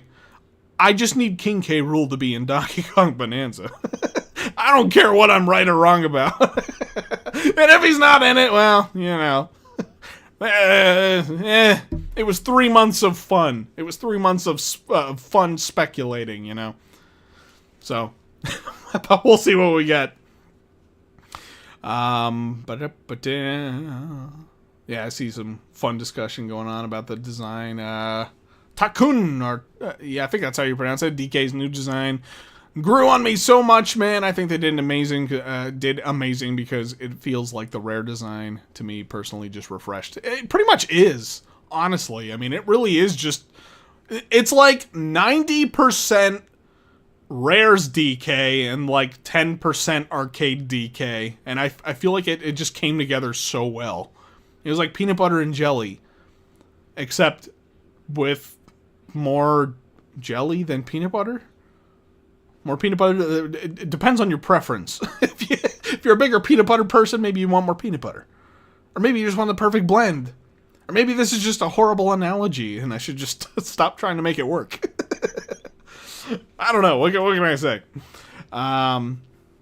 Anyway, yeah, the design stuff, great. You know, I love it. Let's continue along here with this interview and see what else they had to say. There's some very interesting stuff along here. Oh, hey, before I do that, Snap Sling P-Vine, $2 super chat. Thank you, my friend. K. Rool or not, this has been an amazing ride. Hey, it definitely has. It's been a ton of fun, man. It's super cool that I get to be out here and be a part of this like hype cycle with you guys. Ton of fun, so much fun. And yeah, thank you for that. Harry Mation, $10 super chat. Thank you, my friend. I think the original. I think the original could have been kept. Nintendo just didn't use it well. My year of DK video from last year show how the Rare look could be very expressive. Now, I do agree that like they definitely didn't utilize it probably as well as they could have. I think the worst. Well, maybe not the worst. Maybe the worst. I'll say it's the worst. The worst implementation of the Rare design has absolutely got to be Mario Kart 8. I don't know how many of you guys agree with that, because it's pretty rough. That's a pretty rough looking model in that game. He didn't really look very great in Mario Golf Super Rush either. That was like woof. But I think it was worse in Mario Kart 8. Yeah, seeing lots of agreeds and yes, yeah. Yeah. Not good.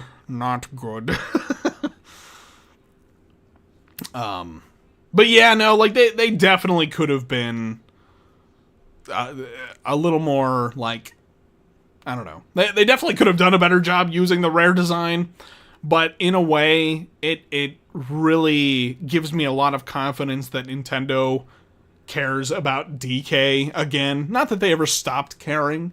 It's just that I think they're ready to move forward with a big push for the character in the series now, because they've taken it back under their wing. They have given him a redesign that is like the best of both worlds, the arcade design and the Rare design, you know?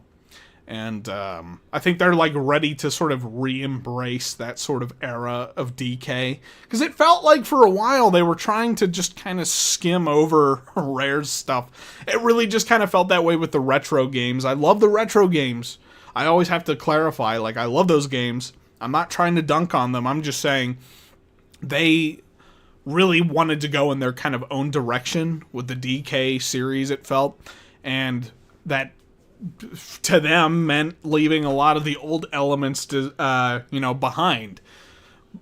I don't think that was the right move. They were still great games, fantastic games, but, there's, people like the old stuff, too, You don't have to completely throw the baby out with the bathwater, Basically what Bonanza is doing. It's embracing those old elements while doing so much new with DK as well. It's the perfect blend of things that I had hoped to see for a new DK game. So, Eerie Sweet Tea, $2 super chat. You think we will get an N64 styled costume for DK? That would be really cool.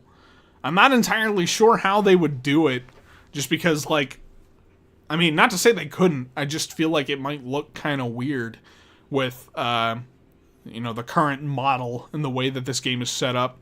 But I don't know. It's possible, and I think it'd be really dope.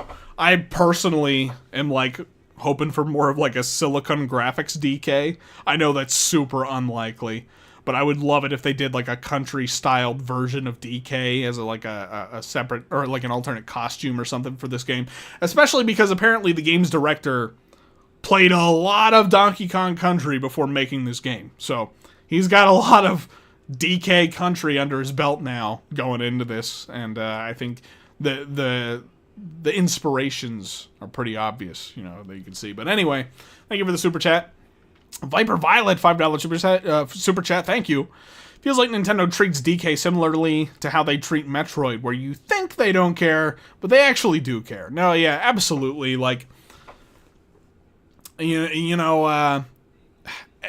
I can't blame a lot of DK fans for losing faith over the years that Nintendo was really interested in doing something with DK.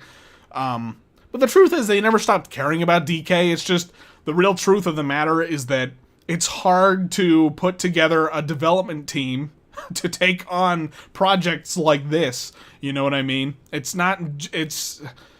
They can't just snap their finger and then suddenly they have the perfect team to develop a new Metroid game or a new Donkey Kong game or any other thing.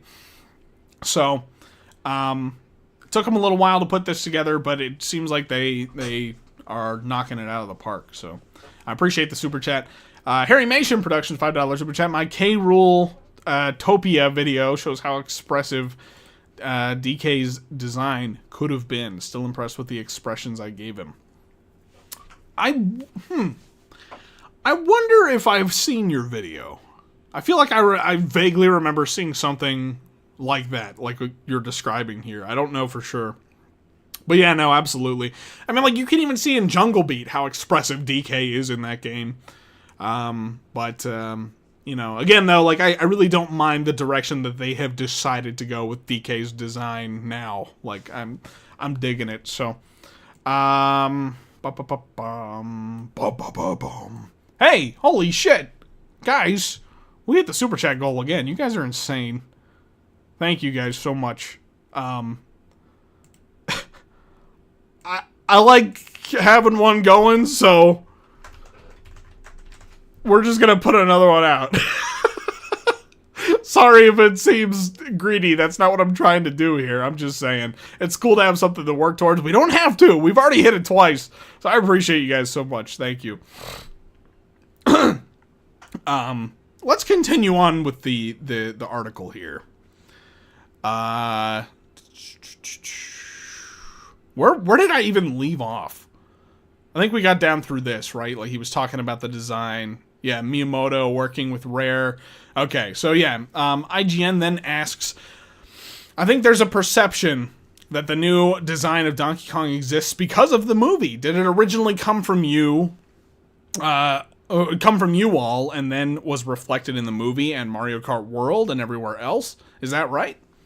And before I read that, there's 2 more going in. Thank you guys. Uber Ann, I just realized there's not going to be singular floating bananas to collect, and that feels weird for a DK game. It does. It definitely does. It's something that occurred to me as well. But I guess, I don't know, digging underground, maybe they figured it didn't make a whole lot of sense to have regular bananas. I don't know. But yeah, thank you for the super chat. Harry Mason, search it up if you're interested. Yeah, I'll definitely take a look at it a little bit later then. Thank you for the super chat. So, in regards to the movie design and if they took inspiration from that or if it went the other way around, Motokura says, it's true that sometimes there is a base for the model that will be used as the fundamental structure for different types of content, yes. So, apparently Nintendo's PR reached out to clarify that statement and added additional context and said that Miyamoto's original design for Donkey Kong serves as the fundamental baseline that can be used for different types of content, including Donkey Kong Bonanza, but also the movie and Mario Kart World. The recent Donkey Kong, as seen in Bonanza, has roots in the original design created by Mr. Miyamoto with the element of Donkey Kong Bonanza. So basically what they've said is that, like, the actual baseline for them is Miyamoto's original design, the arcade design. That is what they're looking at when doing anything with Donkey Kong's design. And, but I'm really glad to see that they kept a lot of the elements, most of the elements from Rare's design. I think the Rare one is easily the more iconic design of the bunch, you know. So, I'm glad they kept more of the elements from that. And holy shit, more super chats. Thank you guys so much. You guys are too generous. Mr. Niffler, $1 super chat.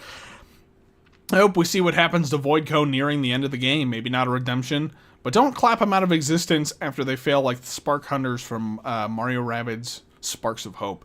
Yeah, it is going to be interesting. It is going to be interesting to see what happens because, especially because, like, I don't know if you guys have seen any of the preview footage, but after you beat the Grumpy Kong boss battle, Grumpy has some dialogue exchange that almost kind of makes it seem like he's not a super bad guy. Like, I think he said something to the effect of, something like, well, you beat me fair and square. Here, take this thing because you've earned it, or something like that. Like, I don't know, that doesn't feel like a super bad guy. That feels like a guy who's just doing a job. You know what I mean? So, I don't know. There's kind of a hint that there might be something going on there with the VoidCo crew. That they, at the very least, maybe not all of them are quite as evil or mischievous as they may seem. I'm thinking Void is definitely going to be the real stinker of the bunch. But hey, thank you for the super chat, Land Clipper. Thank you, Mr. Niffler, and getting the Land Clippers super chat now. DK and Metroid are like the aunt and uncle that show up out of the blue and everyone has a good time with them, but then they disappear into the aether for years on end with no explanation. Yeah, that's a pretty good way to put it. I don't want to get ahead of myself and set anybody's hopes ablaze or even my own, but I do think DK is probably back now for a while. Like, I think we're going to get some more DK stuff this generation than we have seen in a long time. I'm counting on bare minimum 2 games for Donkey Kong this generation. I think a side-scrolling Donkey Kong Country game is like pretty much a given. But it would be really cool to get like another spin-off or something too, like a new Diddy Kong Racing. Oh yeah. Do you know how much I would love a new Diddy Kong Racing? Oh goddamn. Oh, goddamn, that would be so nice. Oh, mama. I should play that on stream at some point. Oh, hey. Sorry, guys. This is a total detour. But I just wanted to bring it up while I was thinking about it. I just played through Paper Mario, like the 64 one, for the very first time. I played it on the NSO, and I loved it. It was great. And now I'm itching to get to Thousand Year Door. I mean, is that something that you guys would want to see on stream?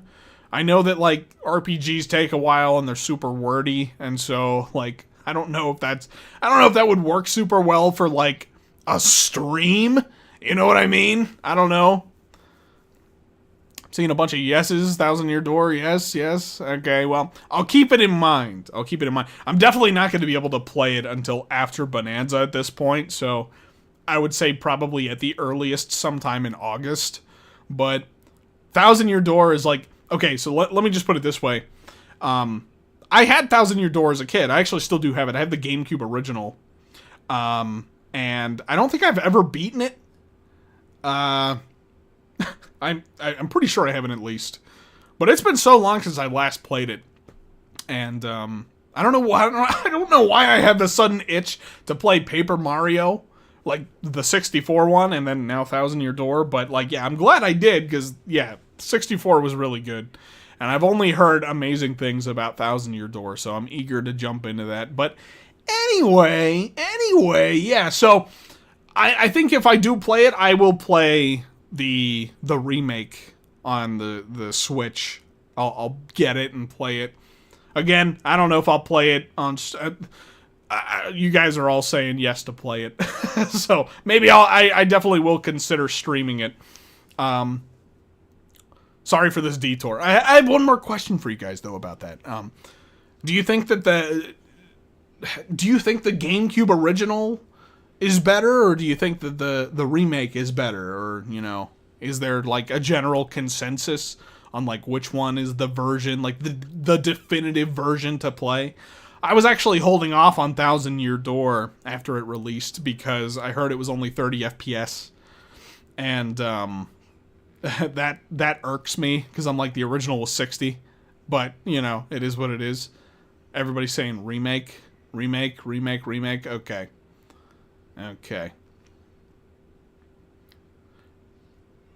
Better in everything besides the FPS. Okay. Alright. Okay, well, I'll definitely play the remake then if I get to that on stream. But yeah, you know, Bonanza is definitely going to be the major focus coming up before I get to that. But okay, that's cool to know that you guys are interested, though, because I'm definitely really eager to get into that and play it now. Like, oh man, you guys should have seen it. I literally could not have cut the final boss fight any closer.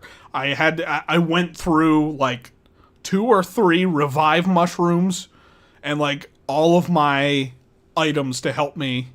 I was totally out of FP, and I was streaming it to my friends on Discord. And I had one more attack up my sleeve. I'm like, okay, if this doesn't kill him, if this doesn't kill Bowser, then I'm cooked. Like, that's just gonna be it. I threw my hammer at him, and then that took him out. It was unreal. It was so close.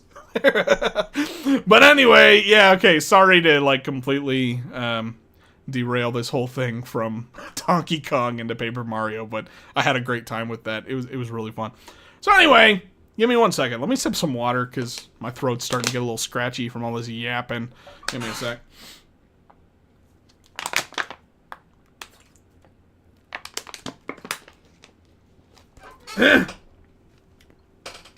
Can Paper Mario Thousand Year Door run at 60 on Switch 2? From what I understand, the remake was pretty much tailor-made to 30 FPS.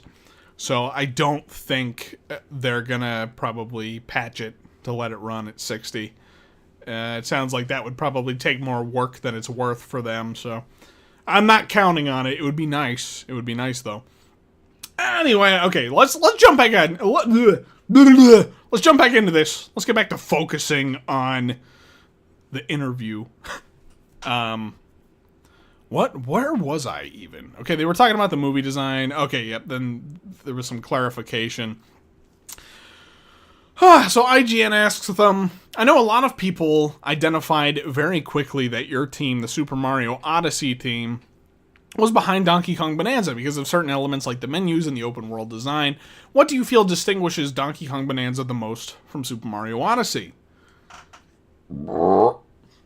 Sorry, excuse me, that was actually one of the developers' belches. I recreated it very authentically.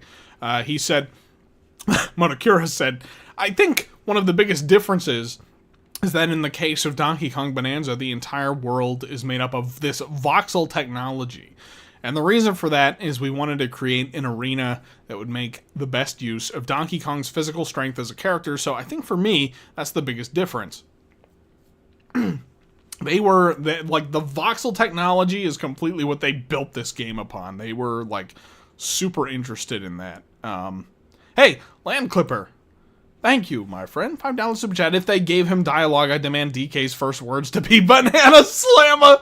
Dude, do you know how insane that would be if we get a Donkey Kong Banana Slammer? Oh yeah, Banana Slammer. Do you know how crazy that would be? Except I guess he wouldn't sound like that. He'd probably sound more like that was not good. Banana Slammer. Something like that, you know. Anyway, okay. Why am I doing this? Thank you for the super chat. I gotta not do that. My throat is like ready to die. Okay, yeah. So the difference between DK, Mario, the voxels, all that kind of stuff. Takahashi goes on to say, oh, hang on a second.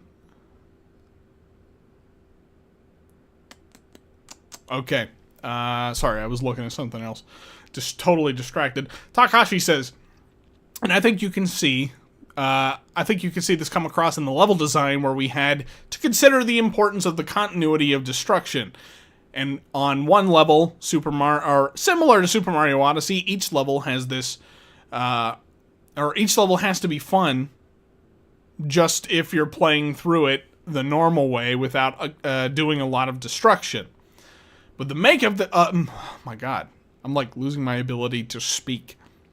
But the makeup of this game also allows for the kind of destruction that keeps connecting to new discoveries. So if you see something in front of you and you just pick it up and you throw it and it brings down a wall and there's something interesting behind it, but then you start to destroy the wall in that back area and it leads to another new item or area. That's what we mean by the continuity of destruction. So yeah, I mean, like that's kind of interesting to think about, and I'm gonna be curious to see how that works out in the final product in terms of the level design and all that kind of stuff, because it's something that's crossed my mind too, like, you know, and it's something that they've shown off that there can be multiple ways to reach a certain prize or item or something that you're after. You know, like, sure, you can do it the normal way. You can do, like, what he said there. Knock down a door, right? Knock down a door and then you get a prize. Like, that's pretty much what you would normally expect from a game like this. But then you can actually just take it a step further and break through the wall behind that door and go get another prize. Or heck, maybe you don't even need to open the door at all. You can just crash through the wall and collect the item. And I don't know, again, it's going to be interesting to see how that plays out in the final game, because it's like, is that going to, like, really knock down the sense of, like, challenge and, like, I don't know, puzzle completion and stuff like that, if you can just destroy it, you know? I don't know. It's going to be interesting. It's definitely going to be interesting to see how that plays out in the final thing, but... So, they go on to say, also, you may even consider a Bananium Gem, which is different from the Power Moons in Super Mario Odyssey. In Donkey Kong Bonanza, Donkey Kong actually eats the Bananium and gets a skill point that he can use to power up his skills. So you might have different playstyles where experienced gamers are using these skill points to enhance or embellish their skills. Excuse me again. Whereas relatively new players or less experienced might want to add to their life bar, for example, for survivability. We also have a gameplay cycle that I think differs from Mario Odyssey, and that you can also go collect a lot of gold through your various explorations and use these to buy things, which then allows you to experience different things in the game, creating a virtuous cycle that is different from what you would see in Mario Odyssey. And yeah, that is definitely something that I'm very excited for with this game, because the Bananium Gem, like, I don't know. Okay, so the Power Moons in Mario Odyssey, they just are kind of there to collect. And they're fun to collect, like, no doubt. But they don't really do much outside of, like, make a number go up, you know? Whereas, like, the Bananium Gems, like, I feel like I'm going to be a lot more compelled to go out of my way and try to collect as many of these things as possible. Because they're not just a number going up, you know? They also contribute towards your skills and the actual abilities of Donkey Kong in this game, which I think is just... It's just super cool. It's just an extra little layer of depth to the main collectible of the game that you don't usually see in a lot of these Nintendo platformers. Honestly, this is like the only one I can think of that does something like this. You know? Like, you don't really get that kind of option in, like, Mario games where you're collecting things and then you get to power up or something. No. I don't know. It's very cool. I wonder if you could max out all skills. I'm assuming you probably could. I don't know how long or how hard it would be to, accomplish something like that.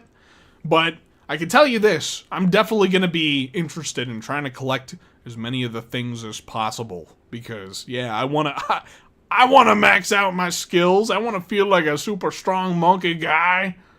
Doing a bunch of super strong monkey guy things. You know what I'm talking about? Uh-huh. So... Okay. Anyway, so IGN says, you mentioned the Bananium Gems. Are Bananium Gems bananas or are they rocks? Takahashi, so yeah. What we're talking about is a material that only exists in the Donkey Kong Bonanza universe, which we refer to as Banandium. And so that material makes up a lot of what you're encountering, whether it's a Banandium Gem or a Banandium Chip, for example. And so when Donkey Kong engages in a Bonanza transformation, he uses Bananergy. I know it may sound kind of silly to be explaining all of this in such a serious voice as we're talking about Banandium, but that's the setting we've created for the game, and that's what powers his transformations. But you'll also find that Banandium as a material has a deep connection to some story elements that I hope you'll enjoy. So, yeah. Banandium, very interesting, and I also think it's interesting to, like there is a clear distinction between the Banandium and bananas, and I'm just saying, like, I'm gonna throw it out there. Here, you guys ready for this? Here comes the tinfoil hat. I'm pulling it out. Cranky Kong mentions about their banana hoard being stolen, presumably from DK Isle. He heads out to try to collect it himself. But VoidCo is a mining company, and they're only interested in the Banandium Gems. That's what they're after, you know. I just don't think they went out of their way to go steal the banana hoard from DK Isle. It's King K. Rool. He steals bananas. Who said that? Who said that? Get out of here. Shoo! Shoo! Oh, shit. Sorry, it's just the voices in my head. Oh, anyway, IGN goes on to say, I'm going to imagine that Donkey Kong is eating banana-flavored rocks. Takashi said, yeah, that sounds pretty good, actually. Yeah, banana-flavored rocks. How about that? So that's what's going on here. So, IGN had asked, why was this game best suited to release on the Switch 2 as opposed to the Switch or both? Motakura says, so this game originally began its development cycle on the Switch 1, and at the time, we were still using voxel technology and thinking of lots of different ideas for applications. But when we learned about the Switch 2 development, we realized that the best implementation of these ideas and technology would be on the Switch 2. So it's pretty interesting. Like, this game might have been a Switch game at one point, you know? It's on one hand, it's kind of a shame, because now the Switch doesn't have an original Donkey Kong game of its own, just ports. That's basically all it is. This is the first Nintendo console to not get an original Donkey Kong game. It's kind of sad, kind of bittersweet. But in the end, we also got Donkey Kong Bonanza, probably a better product for it, you know, being on the Switch too. So I'm not complaining.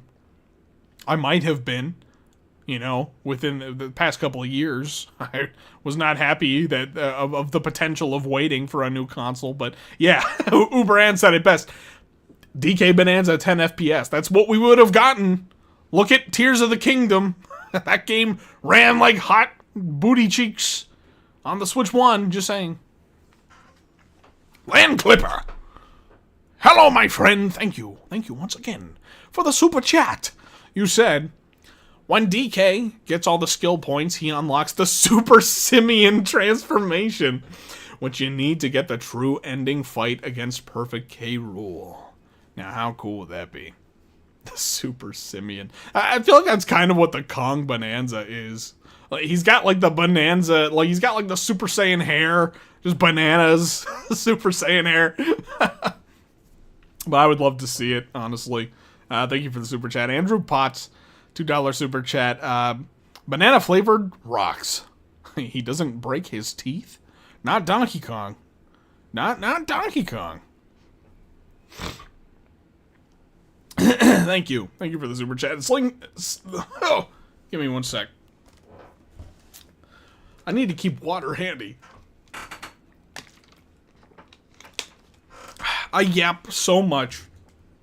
So much more than I ever do in my real life during these streams, and it makes my throat so scratchy.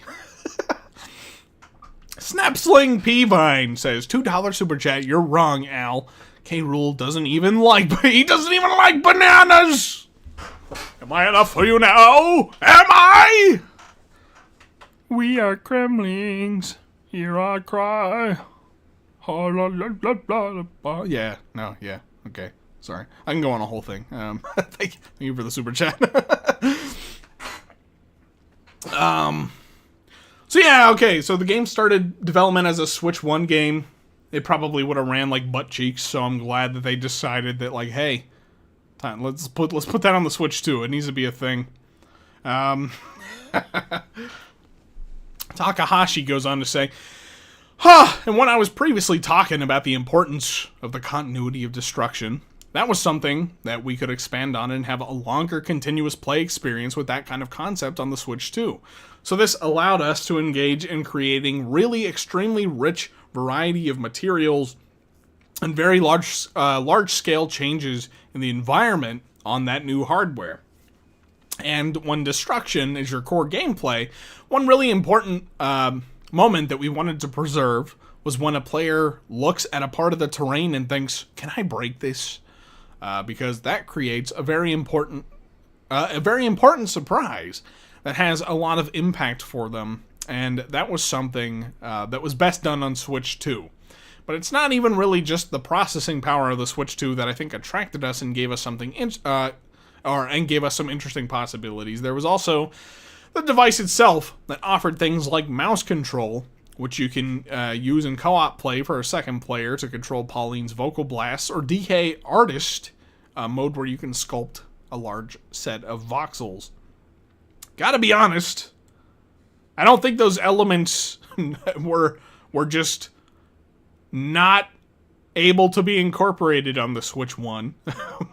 They could have had a workaround. I don't even really understand fully the idea of DK Artist. That was just something they wanted to do, I guess. Not that I'm complaining. I'm just saying, like, they didn't need the Switch 2 to implement those things. I'm just saying. But, you know, hey, it's cool. I'm glad they did. Because, you know, ultimately I think it's probably going to be a better game for it. I think the game looks very pleasing. It's very pleasing to the eyes, no doubt. But I do think from like a visual technical standpoint, it probably could have ran on Switch 1, you know? It looks a lot like Odyssey. I get very much Odyssey vibes from it. I don't think it's like a massive step up above that game or anything like that, but you know, obviously like what they wanted to do with the voxels and the voxel technology and stuff, and you know, probably being able to render all that and deal with all the particle effects and stuff, you know, having that extra processing power was important, so. Whew! Alright. Crossfire, $5 super chat. Looky here, look what I've got! Don't think I won't let little Pauline drop. Hold it now, hold it now, hold it right there. You couldn't drop, wouldn't drop. You wouldn't dare. Oh, man. Thank you. Thank you for that. Thank you for the super chat. What was I? Okay, so I got down to the end of this. And we're almost down to the end of the interview now. There's just 2 more little sections here. I want to run through them. I think they're just, I don't know. They're just, might as well. We're already this close. Hopefully you guys are getting something out of this. I thought it was a really interesting read earlier today, skimming through it, you know. So, for any of you guys who didn't read this, hopefully this has been very informal to you. Actually, you know, I'm looking at the chat right now. I'm not even sure that I'm coming through as quickly as I wanted to. I, like, set the latency to low to try to make it, like, a little easier to follow and, like, respond in a timely manner, but I don't know. Oh, yeah, I think it's definitely taken a minute, but that's okay. Not a big deal. It is what it is. It is what it is. Okay, so anyway, IGN goes on to say, you mentioned earlier drawing inspiration from all the different Donkey Kong games there have been in the past. In what ways was it important for you to honor Donkey Kong's history and make reference to past games? And in what ways did you want to tread new ground with who Donkey Kong is in the future? Motokura says, I think that balance comes from us taking the core gameplay and destruction of voxel technology. I'm assuming he means in terms of, like, new stuff and what to do in the future, and said, but also thinking about past game elements and which will be the best match for this style of gameplay that we have now. We wanted to make sure that we were drawing elements from past titles that would be really fun for longtime fans of the series once they were implemented into Donkey Kong Bonanza, especially considering the voxel destruction that makes up the core of our gameplay. But we didn't just want to rely on nostalgia alone. We wanted to make sure that these came together and blended into a new experience altogether. I'm going to read into this. I'm going to just throw some more Kroc into the water for you guys. You know, a bunch of ravenous piranhas that we are, just trying to extrapolate any little nugget of information that we can and how it could possibly relate to King K. Rool. But they did say that they wanted to make sure that they were drawing elements from the past titles that would be really fun for longtime fans of the series. Look, the Kremlings are a huge part of those rare games, okay? And it's pretty obvious that those are the games that they're looking at the most when pulling stuff for this game, you know what I mean? So, I'm just saying, that would be a really fun thing for longtime fans of the series, as they say. And they also want it to blend together rather well with the new elements, with the voxel technology. Do you, like, I could totally see King K. Rool kind of mirroring Donkey Kong in a way, and being able to, like, break through the terrain and, like, bash through a bunch of shit. You know what I mean? Like, that would be a way to bring the character into it that blends with the new gameplay. Allow him to interact with the environment in that kind of way, too, during a boss fight or something, you know? Anyway, sorry, my copium supply is getting low. I need to save it. I gotta make sure I hang on to it. We still have a week to go, you guys. You know, there's still some more coping to be done, so I'm gonna just, like, set that down. Let's just get through the rest of this.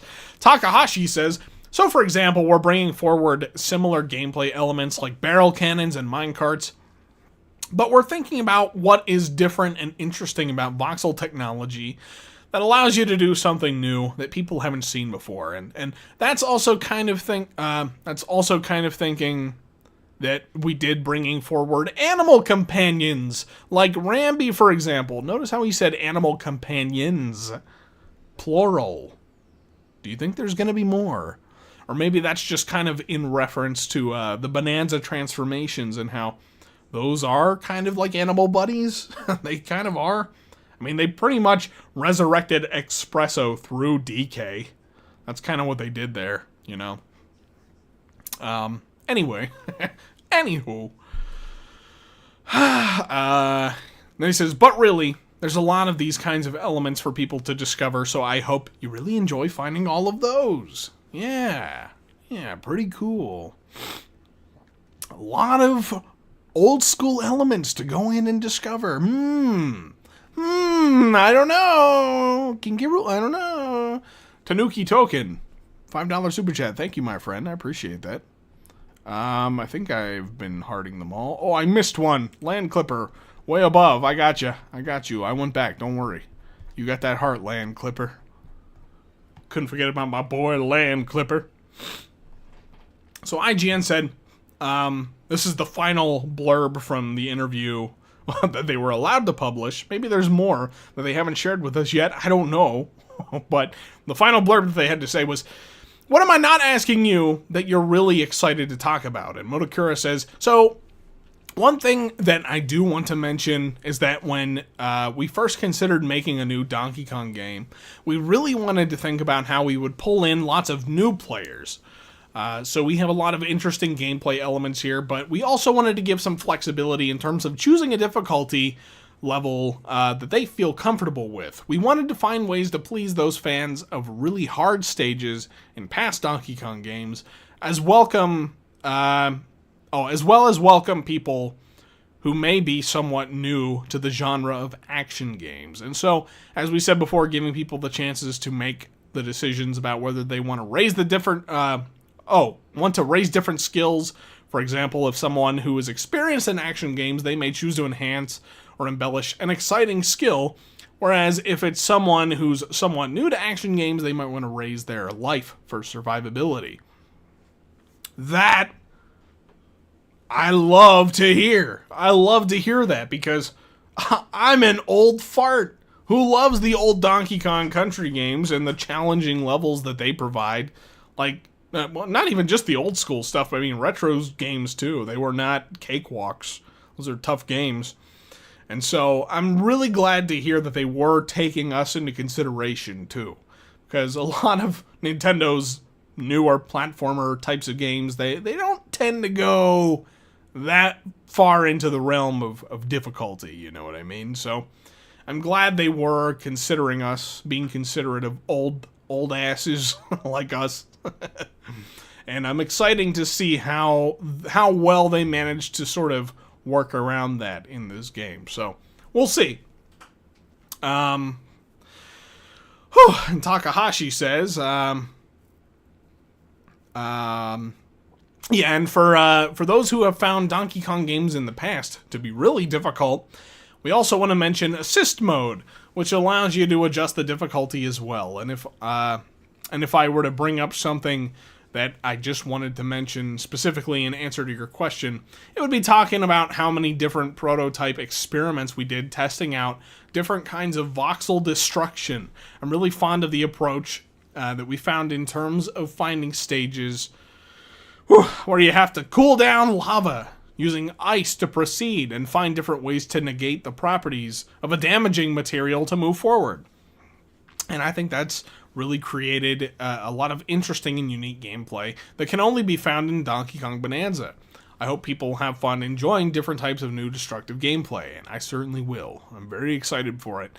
And Axelol's Hollow, I'll get to your super chat in just a sec. Let me just finish this off so that way we can be done with this interview.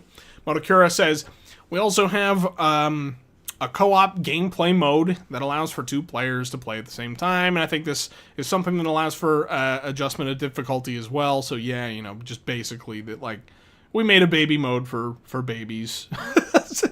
I won't be using that. I really don't see any chance in heck I'll be doing that. Anyway, okay, so that's the end of that. Let's switch back over to our Yap tab, just to have that open, and we'll just go ahead and carry on from here. So, yeah, so Axel Lulls with the $5 super chat. Thank you, my friend. He says, imagine if K. Rool is the secret head using VoidCo as a spokesperson or a patron of his that goes by a pseudonym or pseudonym, maybe. I don't know. That not even VoidCon knew. That's totally possible. I'm just saying. It's so crazy to me to have the Krocoids and have so many variations of them too. Like, I've counted like at least 6 of them so far, and they are by far like they by far have the most versions that we have seen out of like any, or the most variations that we've seen out of like any other enemy in this game so far. It's just, they wouldn't just, I just don't think they would do that if they weren't going to include the big man himself in here. Thank you for the super chat. Yeah, where there's smoke, there's fire. Yes, I agree. With Uberan. That's what I'm saying. And so, yeah, it would make sense if K. Rool is sort of acting as, the real head of VoidCo, and maybe allowing VoidCo to use his crew or something like that, and that's why we have so many Krocoid enemies. That's just speculation on my part, but I don't know. We'll see about that. Toon Fan. Off topic, Albert, are you planning to introduce more merch later on? Like maybe a Game Show Planet shirt or mug? With the old Afro Al on the back? I am exploring possibilities for things to do. I won't get too much into that right now, but I have some ideas. Got some ideas bouncing around. Because I would love to do some more stuff, so... Land Clipper, another $5 super chat. Al's Kong name is now Yappy Kong, and I cannot be convinced otherwise. Bruh. Oh. You can call me Burpy Kong, too, probably. Somebody on Twitter, I think it was on Twitter, I saw it somewhere. They drew, like a pixel art version of my character, which was really cool, and called me Copium Kong. I guess you could say it's Copy Kong for short. Yeah. But Yappy Kong, yeah, that's definitely up there. That's definitely up there as one of the one of the options to roll with, I'd say. Burpy Kong, Farty Kong. Nope. We're saving the farts for that Bowser gif or whatever that you guys are talking about. I don't want to know. I really don't want to know. You guys keep that to yourself. You're counting on Prosafia to end your sufferings earlier. I'm hoping to not get spoiled by Prosafia. That's who I want to avoid. I want to avoid him before this game comes out. At this point, we're only a week away. I just kind of want to go into it as unspoiled as I can. Although I may want to know if King K. Rool is in the game first. I'm not really sure. I'm not really sure about that. Just a simple, like, yes or no. I don't want to know any story context about him, you know what I mean? Juniper Insect! $5 super chat. Thank you. What if the finale of Bonanza mirrored Odyssey with you gaining a Kremling Bonanza via K. Rool? I am, like, really locked in on the idea about there being a Kremling Bonanza in this game. I don't know if it would resemble K. Rool. Maybe it would.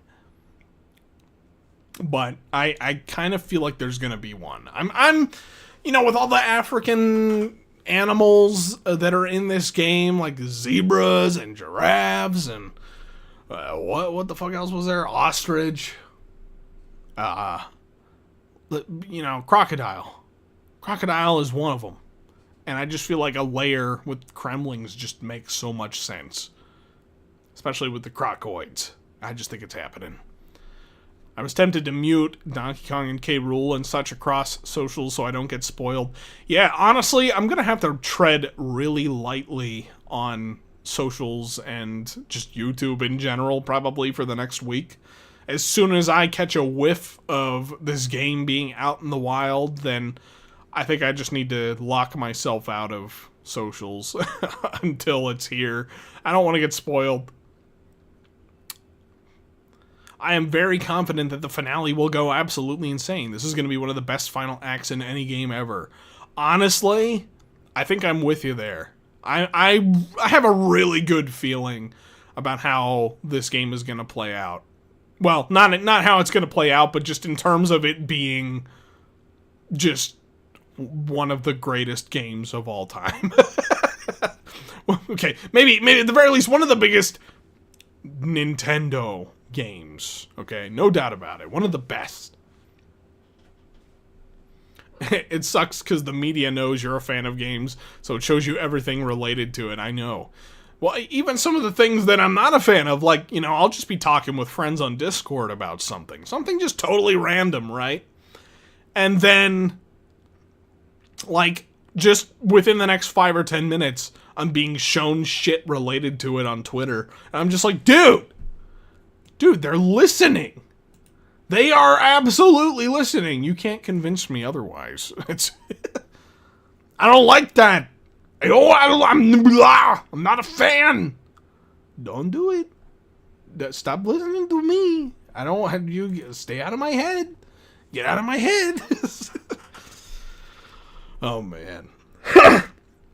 Mr. Niffler with the $2 super chat. Thank you.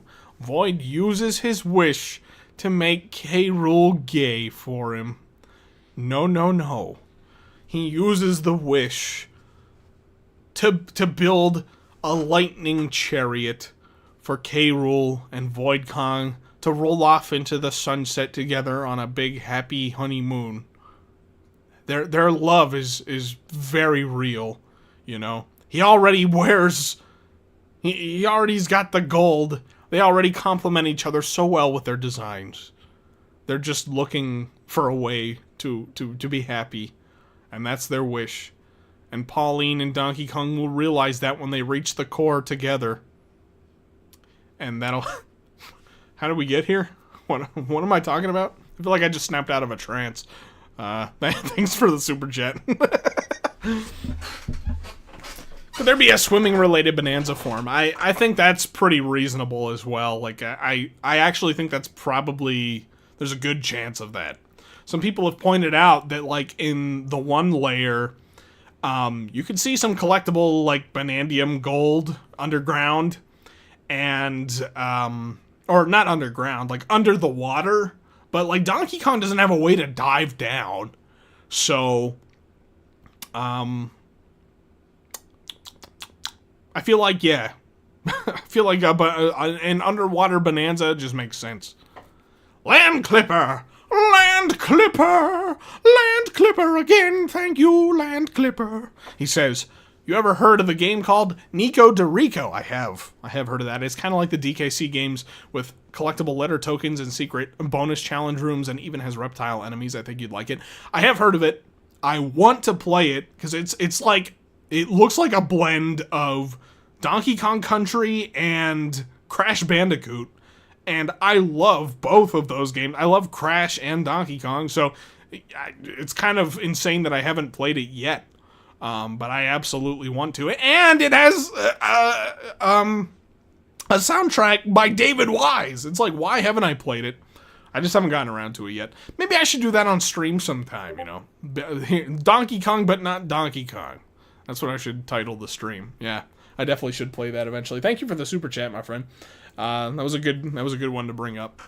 Zach Brakowski, $5 super chat. Thank you. Would you be interested in streaming DK64 and the Retro Duology sometime in the future? Yep, I will get around to those eventually. I just didn't want to right now. It would just be... I didn't want to burn myself out on DK before the game... Before Bonanza comes out, you know? Excuse me. And we're only a week away now. And all three of those games are a little bit longer than the Rare Trilogy games. So, I know it'll probably take a couple of streams to play through all of those games. So, didn't want to go that deep into the DK series yet. I want to do Diddy Kong Racing too. I think that'd be cool. Christmas just a week away. Yep, pretty much. It will be. It's going to seem like it. Christmas is going to sneak up on us, man. I don't want to think about that right now. It's July. Let's not talk about that. Thank you for that. And Harry Mason, $5 super chat. K. Rool gets the wish and wishes to spare DK and Pauline so he can kill DK himself. Do you know how cool that would be? That would actually be a fun way to do it. I want to see K. Rool be totally cruel in this game. I think that would be awesome. That's a good one. Thank you. Page G Guy. $5 with an A at the front super chat. Thank you. In a 2002 Nintendo game, they threw out their new green scaly villain for an established monkey villain. So, in a 2000, I guess, excuse me, we're talking about Jungle Beat, I assume. One sec. Let me get a sip of water again. Holy cow. You guys can probably hear it in my voice. I'm like, oh, my throat. Oh. And yeah, you're not wrong. I mean, they had monkey villains all throughout Jungle Beat. I think the difference is between that game and especially Bonanza here is that, like, they were deliberately trying to get away from anything prior in the DK series for Jungle Beat. You know, Bonanza is absolutely, like, they have pretty much stated that their major source of inspiration was the original Donkey Kong Country games from Rare. They mention it many times, and I just think that's much more fuel to the fire about the Kremlings than not, you know, on top of everything else that we coped about here on this channel. So, but yeah, thank you for the super chat. I give you a heart. Thank you. Juniper Insect, another one. I sent you an email about this earlier. Look at the detailing of the VoidCo saddle and compare it to the patterns when are used when Pauline is freed. I think I saw your comment about that. I think you left a comment on a video about that, and like, yeah, it's definitely interesting. It's something that had crossed my mind too. Is like that. Now that's getting really tinfoil hat with it. That the banana that VoidCo is riding on actually turns out to be K. Rool or something. That would be some insane twist, no doubt about it. But I'm not expecting that. I don't think I fully expect that to be the case. That would be something. I wouldn't know what that, yeah. But it was a fun theory. I love the theorizing. I just love how crazy this community gets with it. It's just a lot of fun, you know. Thank you. Thank you for the super chat. Hope it has a bunch of crude innuendos. Yeah, we need Booby Kong back in action. Give me Booby Kong. And I'm not talking about candy. Where's Wrinkly? Where's my Wrinkly Kong? No, let's not go there. I don't want wrinkly titties. Jet Rare Bear, $5 super chat. I doubted Nintendo for a long time, but Bonanza is proof that they're finally realizing DK's potential. I 100% agree, and I love that. I'm so glad to see it. I'm so glad to see Nintendo embracing DK again. It makes me so happy. beyond your imaginations, you guys. It's so good. Thank you for that. I appreciate that. And Harry Mations, another $10 super chat. Thank you, my friend. You were on a roll today. One idea I had was K. Rool comes back to take away everything DK loves as the ultimate revenge. His family, favorite food in his home, making the Kremlings join the Kongs for redemption. That's definitely an interesting idea. Comes back, takes everything away from it. Yeah. That could be fun. I want to see K. Rool being K. Rool, you know what I mean? So, hey, I'd be down for it. I'm here for it. I honestly am really hoping that, like, we get some more nods on top of, like, not even just the Kremlings. Like, I want to see, like, nods to the other Kongs, too, who have been lost and forgotten. That's where I think, like, a post-game DK Island or something like that from 64 would be really cool. Because they could, like, totally work in cameos of the other Kongs in there. I don't know if they'll do it. I'm not gonna hold my breath. I've seen a lot of people speculating about the possibility of New Donk City being, like, a post-game area for this. And, like, I could just as easily see them doing that. But I think DK Island would be way cooler. Specialist Skull, thank you. Yes, Ghost Wrinkly needs to give us fans in-game fourth wall breaks and Kong knowledge. That's what I'm saying. Yeah, when are we getting Wrinkly back? Captain Quack says, when the world felt so cruel and bleak. Yep. Though that is, I swear to God, that line being the very first line of that entire direct is just like, dude, come on. Come on. They're not just, they ain't just saying that, right? They ain't just saying that. K-Rule? K-Rule? Alright, I don't know. I'm just saying. Game Z Jake. Hey, thank you, my friend. Chunky Kong is a fossil, so it's confirmed he's dead. Well, it's a very real possibility. Chunky Kong is 100% going to be a fossil. Dude, honestly, it would be so sad to dig up fossils that end up being old Kongs. That would be sad. I hope that's not the case. I hope that if we do get any references to previous Kongs, that they don't show up dead and fossilized. But I guess anything is possible. I feel like, you know, it's the same kind of deal with the Kremlings too. Like, I don't know. Yeah. I don't know. I don't got to get into that. You guys know what I'm going to say about the Kremlings and fossils. No, don't make them fossils. Just bring them back. That's all. Professor Chops is a fossil. I know. That's like the one reference to Retro's DK, and he's dead. Chops is a goner.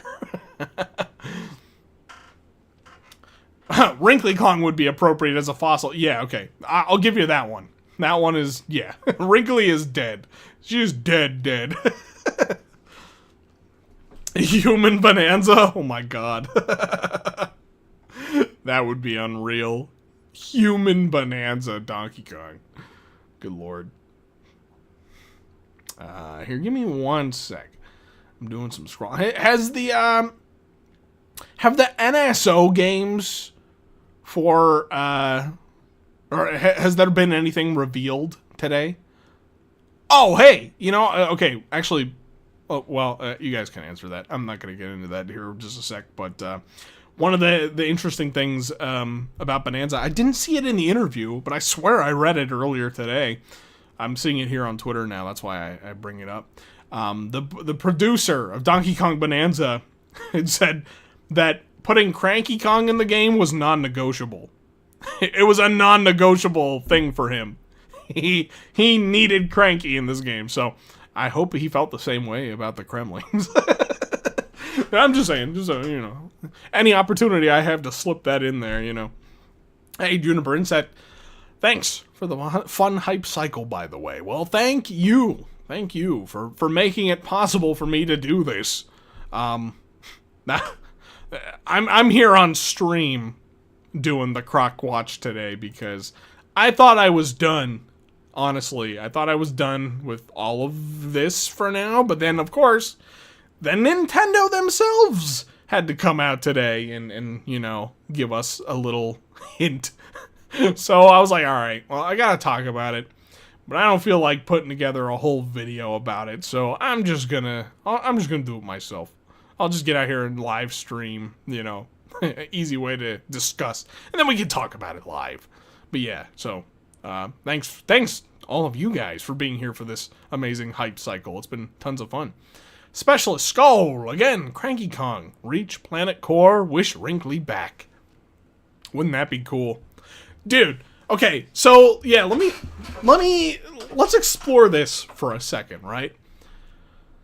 It's not like explicitly said that there's only going to be one wish for reaching the core, right? Like, it's not like, oh, here, hang on. Oh my god, I missed hearting a bunch of super chats. I'm sorry, I'm going back through right now. Okay, yeah, so it's possible that there could be multiple wishes for reaching the core, right? Like, I mean, no, they're not saying, like, it's just one and done. It's just saying, reach the core and your greatest wish will come true. So, maybe there could be multiple characters getting their wishes granted. DK gets a bunch of bananas. Pauline gets to grow up and become a singer. Actually, I think I might have just cracked that. I think I might have just cracked Pauline. She was reverted to a child, both in physicality in mind, and she wishes to grow up to become a successful singer.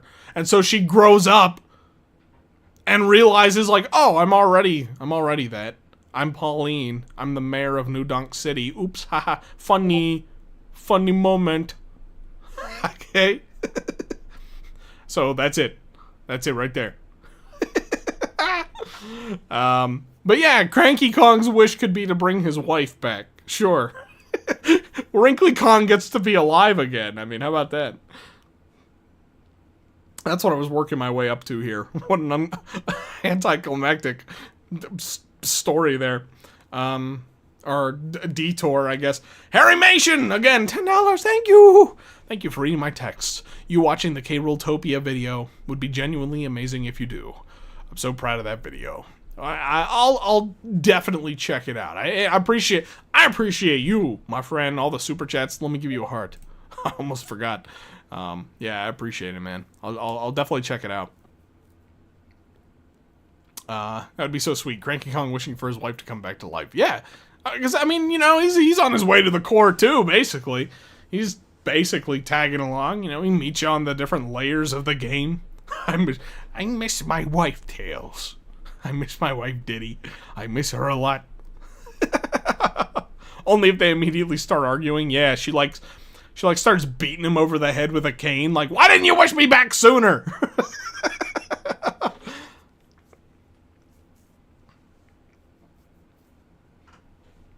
That would be a fun way to do it.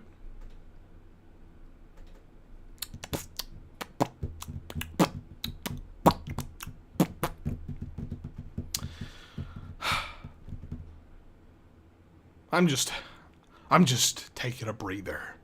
I'm just enjoying silence for a moment as I read your chats. You know what I mean? Okay, here, give me 1 second. Because we reached the goal. Super awesome. You guys are freaking sweet. Freaking sweet. Yeah. I'm gonna put just one more itty-bitty little one. And like, oh my god. I'm so sorry, Land Clipper. I literally made it right after you sent that. I appreciate it. We'll say that counts. We'll say that counts. Fuck YouTube. They don't know what they're saying. We'll say that counts. Thank you. What if K-Rool wishes for the Kremling Empire to return and we get a whole new Crocodile Isle layer, like world in Mario? Oh, world Bowser in Mario. Yeah. I am legitimate. I know I've already talked about it. I've talked to you guys' ears off about it, but I'm really convinced there's going to be a Kremling layer in this game. I think it's going to happen. Oh my god. Harrison. Did Al uncover the Rottweiler yet? Not yet. Not yet. Maybe someday. I love how you just, like, pop in. You just cameo in these streams like, hey, the Rottweiler? And I'm like, nope, not yet. And you're just like, all right, sayonara. Peace. That's crazy. Thanks for the super chat, Land Clipper. And then Specialist Skull again too. You should have a DK show stream 24 hour before DK Bonanza. Oh my god, I'd be afraid of doing that. Just because like I don't know how that might work with YouTube in terms of like copyright and all that. You know, I don't want to get struck down days before Bonanza. That would not be good. that would not be good. Not good. But I appreciate the super chat at least. It's something to consider. I don't know. I'm not. If I can figure out how that works in terms of like, I mean, I don't know. Reacting to it is technically transformative, right? So maybe, I don't know. Maybe. Whew. You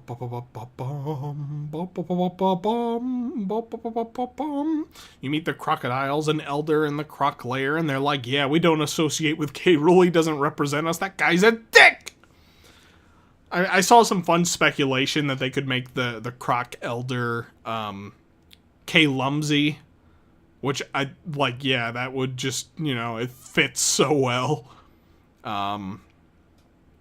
Just... I don't know how they explain him getting old. But, you know, I don't know. It'd be a fun idea. For it to be transformative, you'd have to be talking pretty much the whole time, Al. Well, I am good at yapping. But I don't know if I could yap over the whole entire episodes.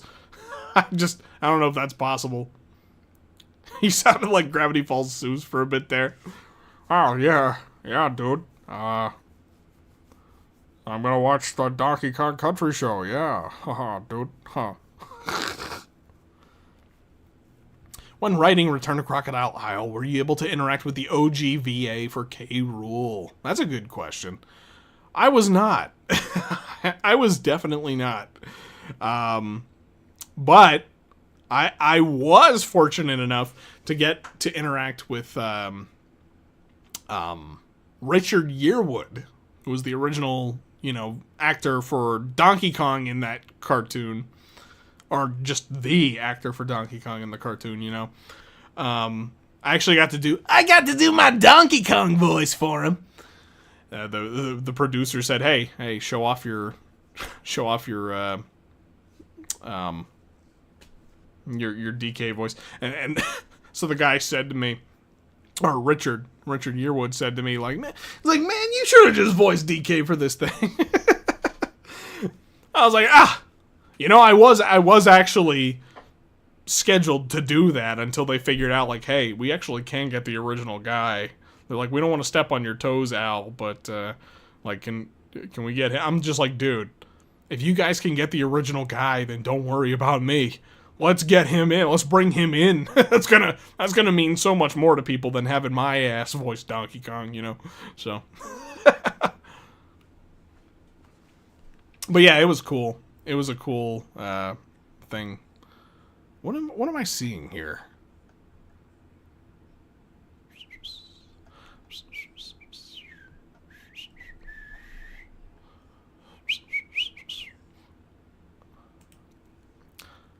Something I noticed is the circular symbols on void seal terrains look like the giant symbol on the gate that K. Rool used to seal away the Banana Bird Queen.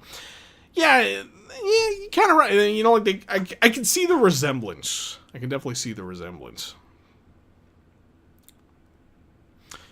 All the digging in Bonanza, we might unearth Chunky. Yeah, we were just talking about that a couple minutes ago. Wouldn't that be something? It'd be kind of disappointing. It'd be definitive proof, oh, Chunky's dead. he's gone. But I guess that would be a way for him to make an appearance in Donkey Kong Bonanza. I don't know. I'm really counting on, well, maybe not counting on it. I'm hoping and coping. I got my fingers crossed for a DK Island post-game world that maybe has some cameos there from some of the other Kongs who weren't a part of the whole adventure, Because I know, we got Donkey, we got Diddy and Dixie and Cranky, but not really anyone else. So it would be really cool to get some nods to the rest of the DK crew. But Games Jake.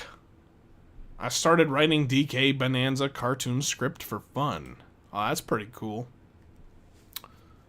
I was just talking about this the other day, maybe yesterday with a friend of mine, that honestly, if Nintendo ends up doing a Donkey Kong movie, I could definitely see them lifting, essentially readapting the plot of Bonanza for it. Or, I guess just sort of adapting it. Having the whole Pauline angle with Donkey Kong. I don't know. I could see it. Being that it's the big, relevant DK game. Ties together arcade DK and country game, the country games in such a way, I don't know. That wouldn't necessarily be the approach that I would want to see them take, but I could see it, Harry Mations! I actually tagged you on Twitter, and the year of DK, but you didn't pay attention, so it's surreal that you're showing interest, but great. I'm not super engaged on Twitter. I'm not on it quite a whole lot, so if I missed it, yeah, it's my bad, but thank you. Thank you for the super chat.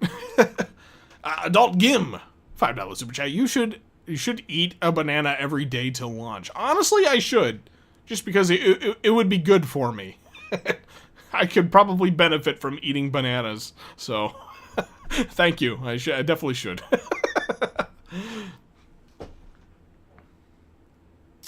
I was going to say, the Mario movie referenced the original cartoon a few times. Who's to say DK wouldn't do the same for his movie? That's true. Wouldn't that be funny? A big Seth Rogen DK musical number?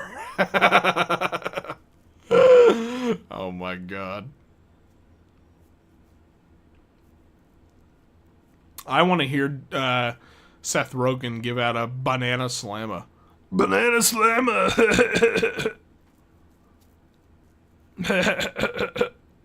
I can't. My throat is so shot right now. I can't. King K. Rool is the big bad boss. I know it in my bones. I have the same feeling about his reveal on this game as I did right before the Smash Direct. I'm with you. I think it's happening. I'm thinking it's happening. Banana Slammer! At the very least, yeah. That's what I'm saying. It's gotta happen. It's gotta happen.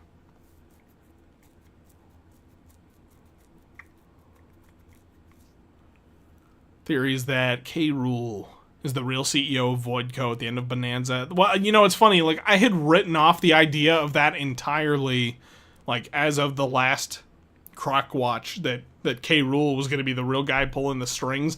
I just didn't see it happening. Or at least that's what I was convinced of. I got convinced by the internet that wouldn't be the case. And then Nintendo came out today with their little blurb about how, like, oh, well, you know, he's totally the guy, right? You know what's gonna happen. Okay, that wasn't what they said. They just that, like, yeah, he's your boss, right? He's totally the boss.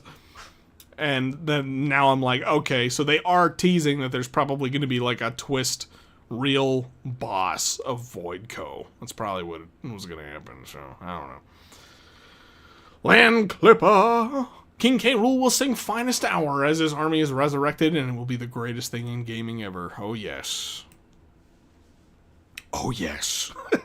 A K. Rool musical number would be the coolest shit ever for this game. I'm just saying. Like, oh, man. I would lose it. I've been playing DK64 to compare it to Bonanza. That's pretty cool. I played 64 years ago. I 100%ed it years ago. It was my first time, like, getting myself to play the whole way through it, because I had started DK64 a handful of times and just never got very far, but I one day I was like, okay, I need to... Whoops, just dropped my wedding ring. I got it. I'm just sitting here fidgeting with it. Yeah, I like decided one day, like, okay, look, it's DK's only 3D adventure game.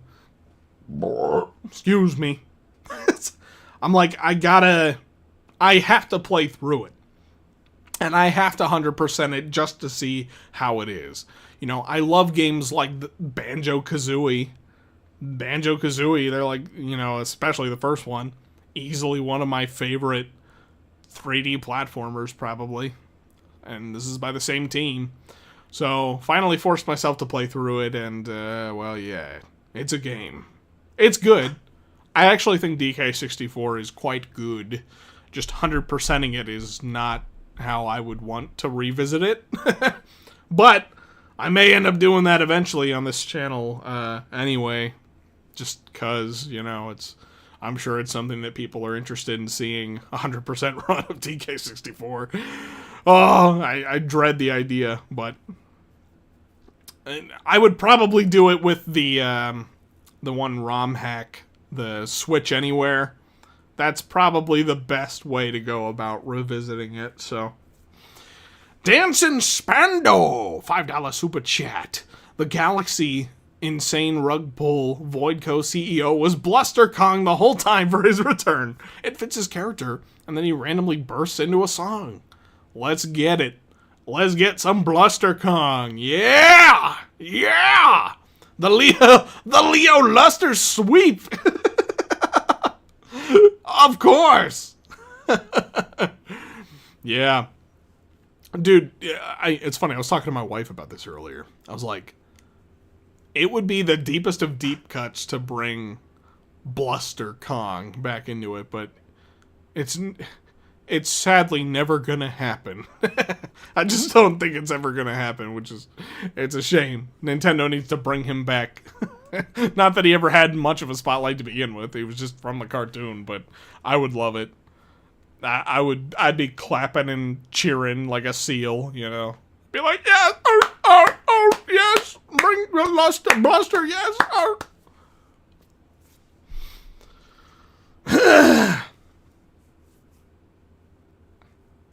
No, don't say that, Uncle Al. Come on. Come on. Yeah, you know you want Bluster Kong. Come on. Al, you don't have to hide that you made a cameo in this game. Just show us.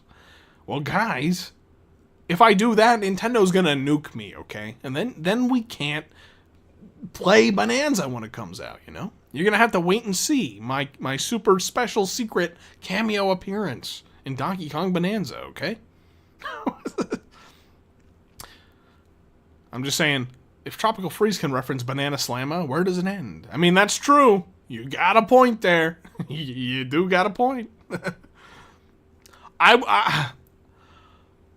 I know it's not super likely, but I would love it if the games and just Nintendo in general were more willing to reference the cartoon. I know it doesn't have the greatest reputation, but I think it's charming in its own way. I enjoyed the characterization of the characters in that show, so hang on a second. Okay, there we go.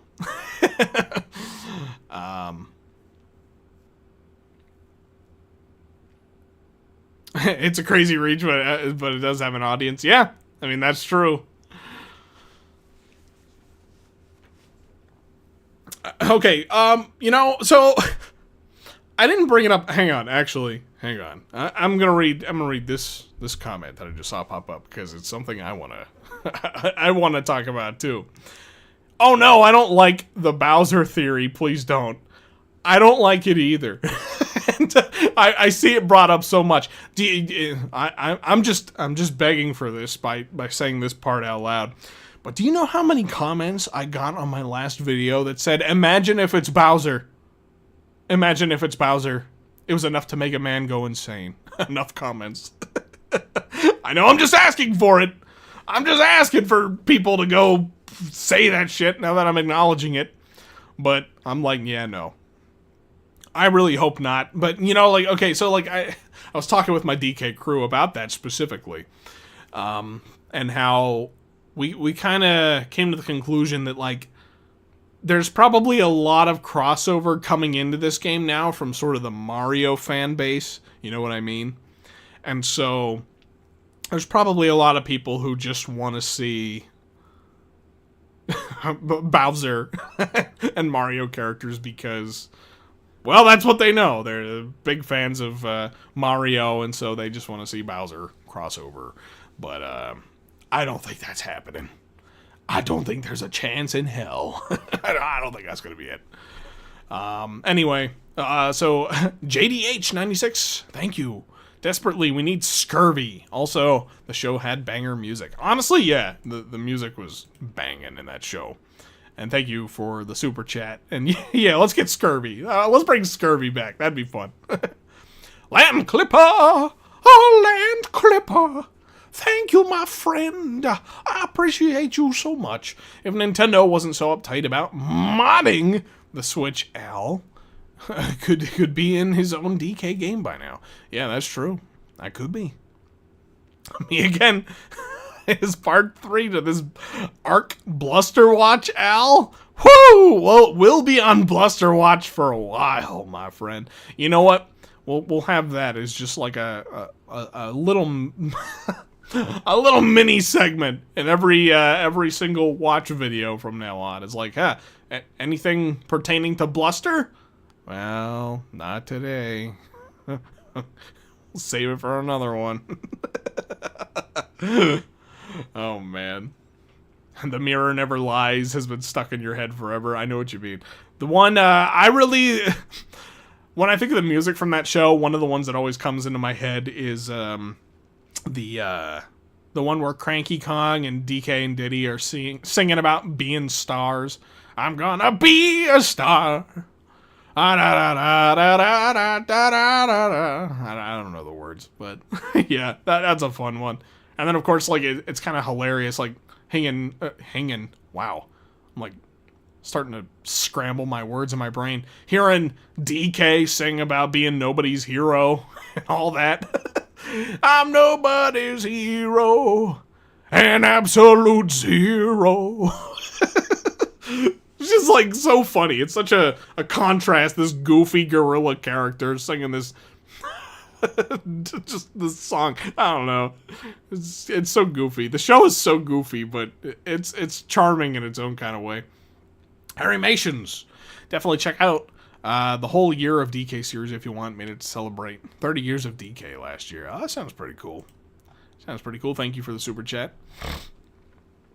I'd consider doing like a sort of year of DK thing myself quite a few years ago before I really ever got any kind of traction online.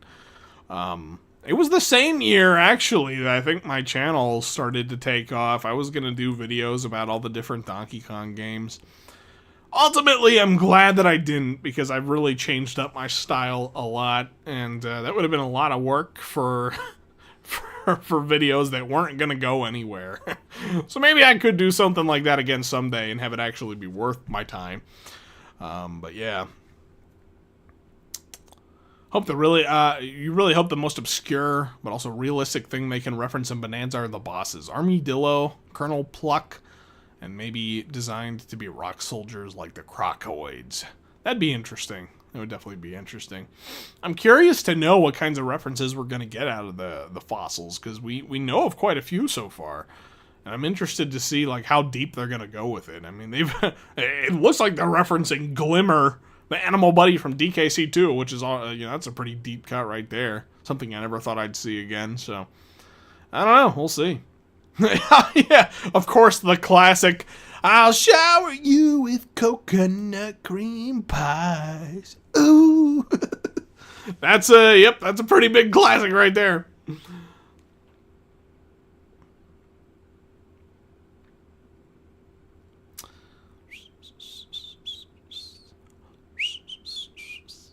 Let's not have DK singing about coconut cream pies with child Pauline around. Yeah, I'm thinking that we're probably not gonna get any musical numbers from DK, which is a damn shame. That's a real shame. But, hey, they can make it up to us by giving K. Rool a big, beautiful musical number, don't you think? Don't you think? Wouldn't that be cool? Okay, so I wanted to get around to what I was gonna bring. Okay, actually, somebody just brought this up too. I keep getting distracted by all the comments. I have the attention span of a gnat. Somebody said, wait, how did IGN didn't even ask the developers about the Journey to the West? They might not have been aware of the theory, but to that note, to that effect, with the way that they seem to be teasing, like Void Kong not being the actual boss of Void Company today, that just lends further evidence, further credence to the Journey to the West theory. I Don't Mind Joe. Because like, the six-eared macaque is kind of a falsehood. He's a fake character, and that's what we believe he is kind of the representation of. So, yeah, I mean, like, everything about the Void Kong character comes off as phony anyway, so it lines up. It definitely lines up.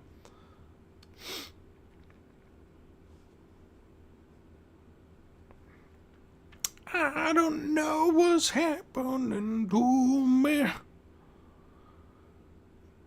Getting shit for all the things I didn't do. Dabba did a body ba-doo be doo dow.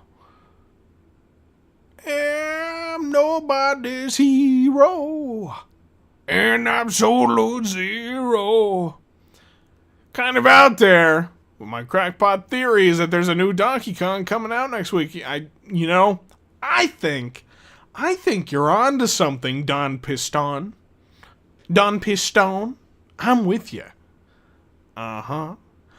Uh-huh. Give me one. Okay, so what I wanted to bring up to you guys was, I want to hear, I guess, I don't know, if you guys are here, you're probably huffing the same hopium, copium, whatever you want to call it, as me.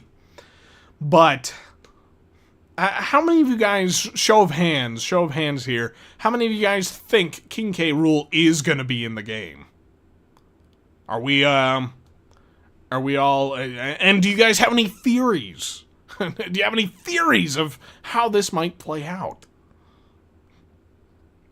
Hand down. Bunch of hands up. Me? Think you will be, I believe. Yeah, okay, so we're all huffing the same hopium is what we're doing here, okay, so. Oh yeah, lots of hands. There's a foot. There's a foot in the mix. Yeah.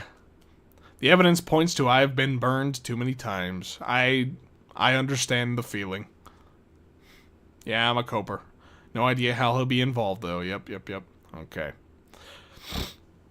So, I mean, do you guys have any theories? Do you guys have any theories of how he might show up? Hmm?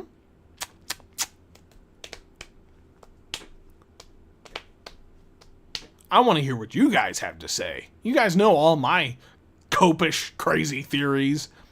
I'm already, like, hopping off the bandwagon from the last theory I had. From, like, 2 days ago.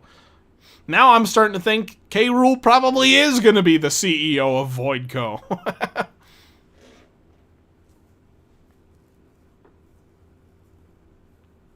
Your theory is that Mario's going to show up. K. Rool or not, how did VoidCon blackmail Grumpy to work for him? I don't know. Yeah, and Grumpy in particular is a weird case. I feel like he's probably not as bad of a guy as they want us to believe. Corporate K. Rool. That's yeah. Goomba, I know you're not a believer. I saw your comment. You're not a believer, but did today's blurb on the Nintendo news thing change your mind at all? Not that I'm trying to say definitively one way or the other. Like, yeah, oh yeah, he's obviously here. I just have I don't know. I'm thinking he might be.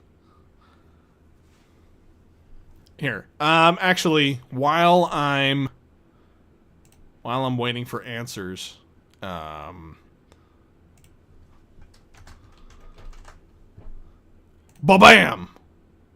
Oops. Ba-bam! There we go. I just put another one just to have it. Another little chat goal. Just while we're sitting here yapping, because why not?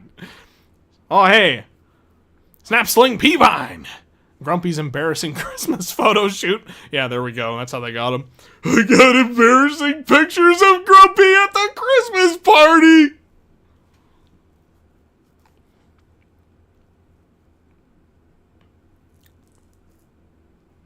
It's weird how they draw attention to that. Like, yeah, he obviously has his, obviously the boss, his face everywhere. Why bring that up again? It is such a weird detail for them to point out.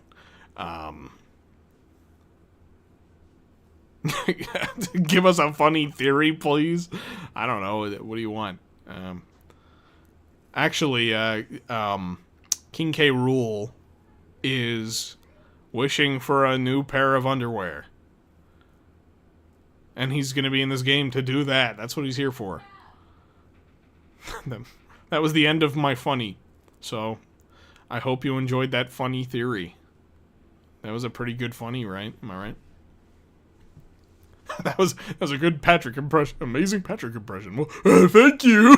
Thank you. Thank you. We'll be here all night.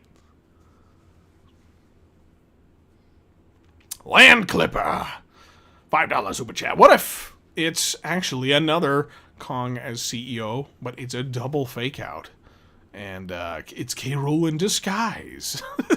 Now that would be a real twist right there. That'd be fun. Uber Ann, $5, which has simplest theory is K. Rool hired VoidCo. Oh my God, what is going on? Like chat's flooding. Simplest theory is that K. Rool hired VoidCo to get to the core and promise them the Banandium root while he gets the wish. Sorry, my brain is like bouncing around to 100 different things.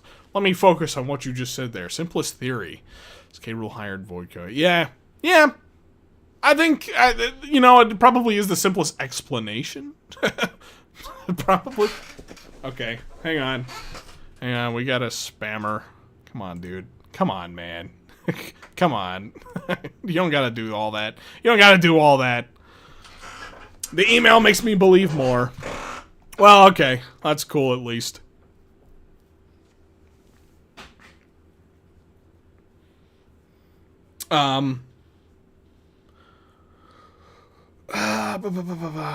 Pablo House thing, what's the email? Okay, well, it was like, well, here, actually, let me just turn on my Switch. I'll show it to you. Because I think you might have missed that part, Pablo. And, well, honestly, lots of people here in the chat probably did miss that whole segment. It was at the very beginning, like 3 hours ago. So, the email teases a big boss behind the scenes, yeah. That's pretty much what we were talking about, too. And, yeah, here, give me 1 sec. We'll just run it through again. That was kind of the whole focus of the stream initially, anyway. And I guess, like, it doesn't necessarily mean that it's K. Rool, just based on the wording, but it definitely teases something. And I just think logically, like K. Rool, I mean, we have the Krocoids. There's more variations of them than any other enemy in the game that we've seen so far. I just think it makes sense. So, okay, actually, before I pull that up, I have my Switch on. I actually have it on the screen. I'll switch over to it in just a sec. Let me read these super chats real quick. James Campbell, K. Rool could be the leader of the banana stealing portion of the operation, like how Grumpy tries to stop DK, or how Poppy is the intel gatherer. Yeah, that is true. And, like, another idea, too, I had seen that I think would be fun, is that K. Rool is stealing the bananas in order to pay VoidCo. I think that's a fun idea. Because, we know that a horde of bananas was stolen from DK Island. So, I don't know. Reasonable assumption that it was K. Rool behind that. I don't know, just saying. Anyway, thank you for the super chat. Cool Kylio. Cool Kylio. Yeah, that's how we'll read it. Excuse me, I'm so sorry. K. Rool will show up at the core of the planet and interrupt Void Kong with his wish. I think Void Kong will want a wish despite working for K. Rool. That's my theory. Hey, that could be. Honestly. Oh, hang on. Yeah, we'll show up to the core to interrupt. Okay, yeah. I think I'm with you there, too. I think K. Rool, if he is involved with VoidCo, I think he's gonna screw them all over. I could totally see that happening.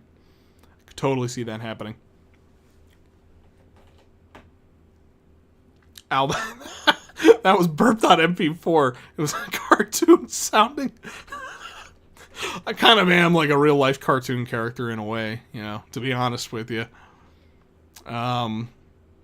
Yeah, there was some. I was just reading something. Sorry, I've been going on for so long now that my brain is starting to get fried. I'm having trouble even deciphering what I'm reading anymore. I probably shouldn't go for a whole lot longer. Get myself something to eat, But we'll go just a little bit longer. Yeah, those rock models covering the Krocoid Kremlings will be gone, and there'll be regular Kremlings in the second half. Calling it now.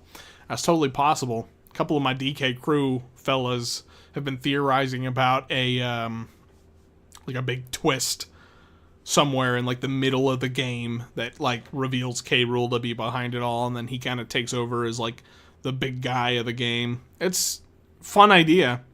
I could see it happening.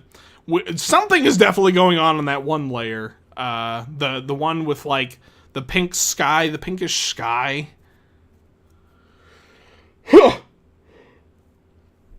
Because like, you know, we see DK and Pauline and then VoidCo reacting to something going on there. And I don't know. Could be, I don't know. I think something is actually in VoidCong's banana rock. I think that banana will play a role. Well, it is interesting that, like, I mean, like, okay. I always get fixated on this detail, even though it might just be nothing. The banana has a saddle that he sits on. You know, we've theorized about K. Rool being a bull or something like that.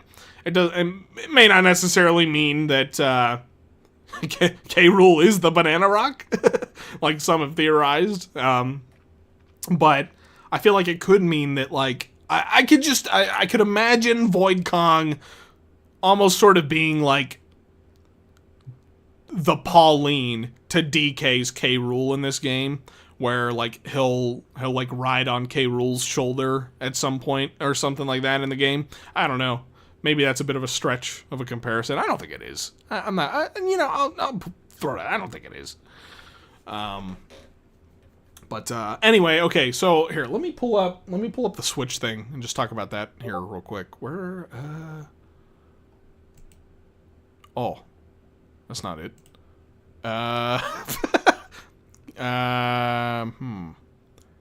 Beans and cheese. Beans and cheese. Oh, here we go. Okay. Boom. And ba-boom. Here we go. Okay. Now we got it. So for anybody who missed it, this was kind of the whole thing of the stream. The whole reason that I like started streaming here today to talk about this. There was like a little sort of quote, like newsletter or something like that on the Switch, and it's supposed to be from VoidCo themselves. They have beware of this destructive duo, and they have wanted posters for DK and Pauline. It says Donkey Kong is banana obsessed. This powerful Kong is bananas for nanas. He packs quite the punch. Pauline out here saying. Mentioning that she's talented and shy. This girl is a special singer. She is of great interest to VoidCo. And then it gets interesting. They say, attention VoidCo employees! Void Company is the mightiest mining operation on the surface, and they need you to be on the lookout for this dangerous duo. They were last seen traveling through the underground world on the way to the planet core. Our illustrious president VoidCong must reach there first. And then the interesting blurb is at the very end that says, oh, and did we mention that VoidCong is your boss? He's totally your boss. Now, why would they say that? Why would they say that unless they were setting up for some sort of twist at some point, you know? It feels like that's exactly what's being set up here. It would be really weird to have it be like, oh yeah, and did we mention that VoidCong is your boss? Yeah, he's totally your boss. And then he actually just is the boss. It's like, oh, okay, he is the boss. He is the boss, okay. Now, it comes across to me as like, no, he's totally your boss. Yeah, that's... Unless this is Nintendo's way of trying to say, like, get off the fucking copium! Stop it! Stop it with that! No more!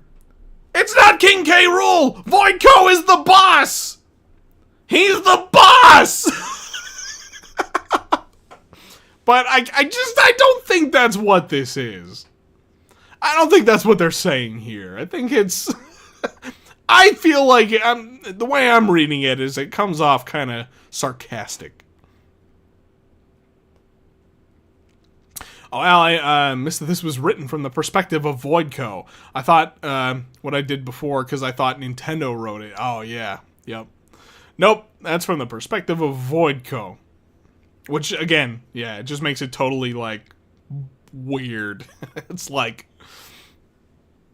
I don't know. You know what I'm saying. You know what I'm saying. To add on top of this, every DK boss has always been big boys, and having this comedically small villain as the head honcho you'd expect to be the final boss doesn't line up.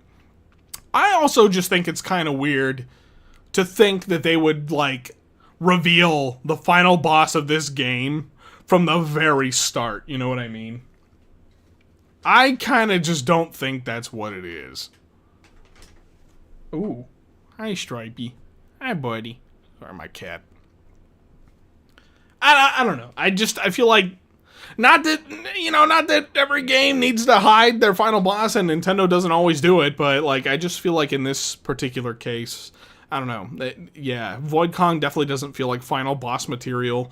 There is a whole motif of transformation in this game, so maybe Void Kong could transform into, like, this big monkey creature, and then that's the final boss, but I don't buy it. I don't buy it, man. The Krocoids, man, they in particular, they got me thinking that ain't it. It's not it. Here, give me 1 second. Let me refresh my stream studio page, because it's, like, chugging a bit. I just want to make sure it's not actually, like, super far behind. I can't tell. There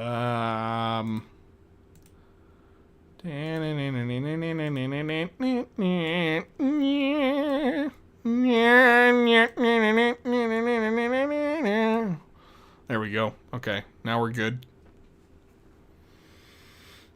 Coping for the CEO rule. I think VoidCo is controlling K rule. That was like where I had landed, sort of in terms of theorizing the other day. But I guess it's possible that, like, yeah, he doesn't necessarily need to be under mind control to be working alongside VoidCo or anything. But it just made me think, like, you know, what would K Rool's motives be to be, like, partnering up with them? But it could just be that, you know, he's funding them to do a job for him, and then he's gonna double-cross them, and then that's it, you know. That's something I could see K Rool doing. Could definitely be that.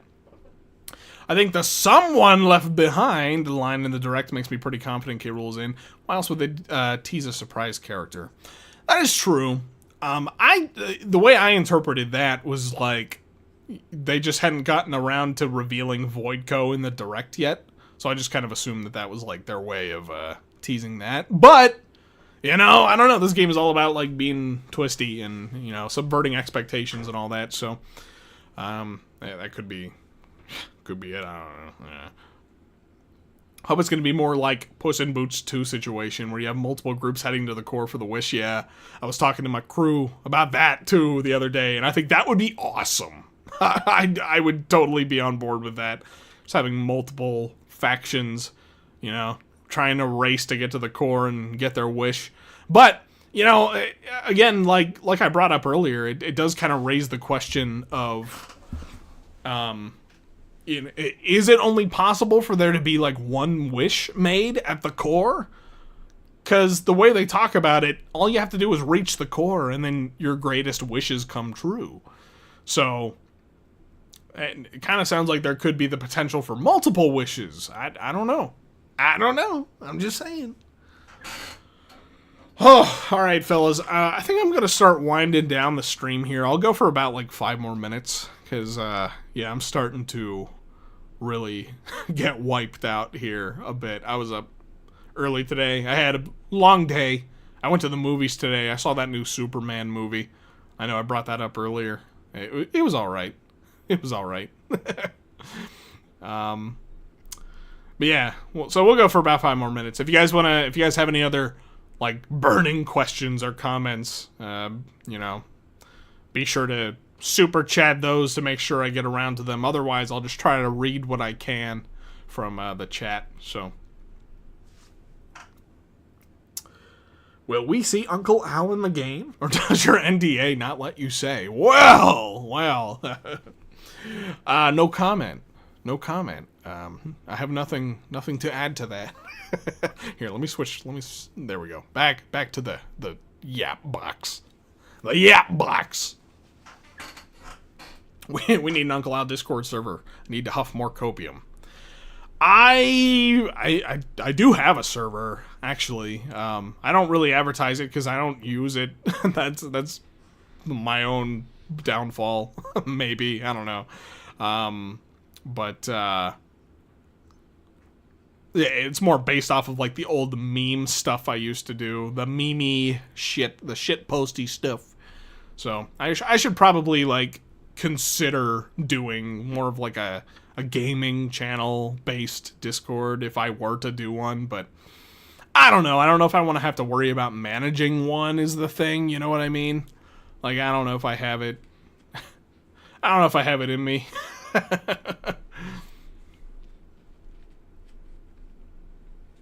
Lanky Kong's the villain due to revenge on the disrespect he got on the DK rap. Yep. Why do I have a feeling there might be a bull elder? And when DK and Pauline see him, the elder is severely injured by someone. Interesting idea. I don't know. You never know.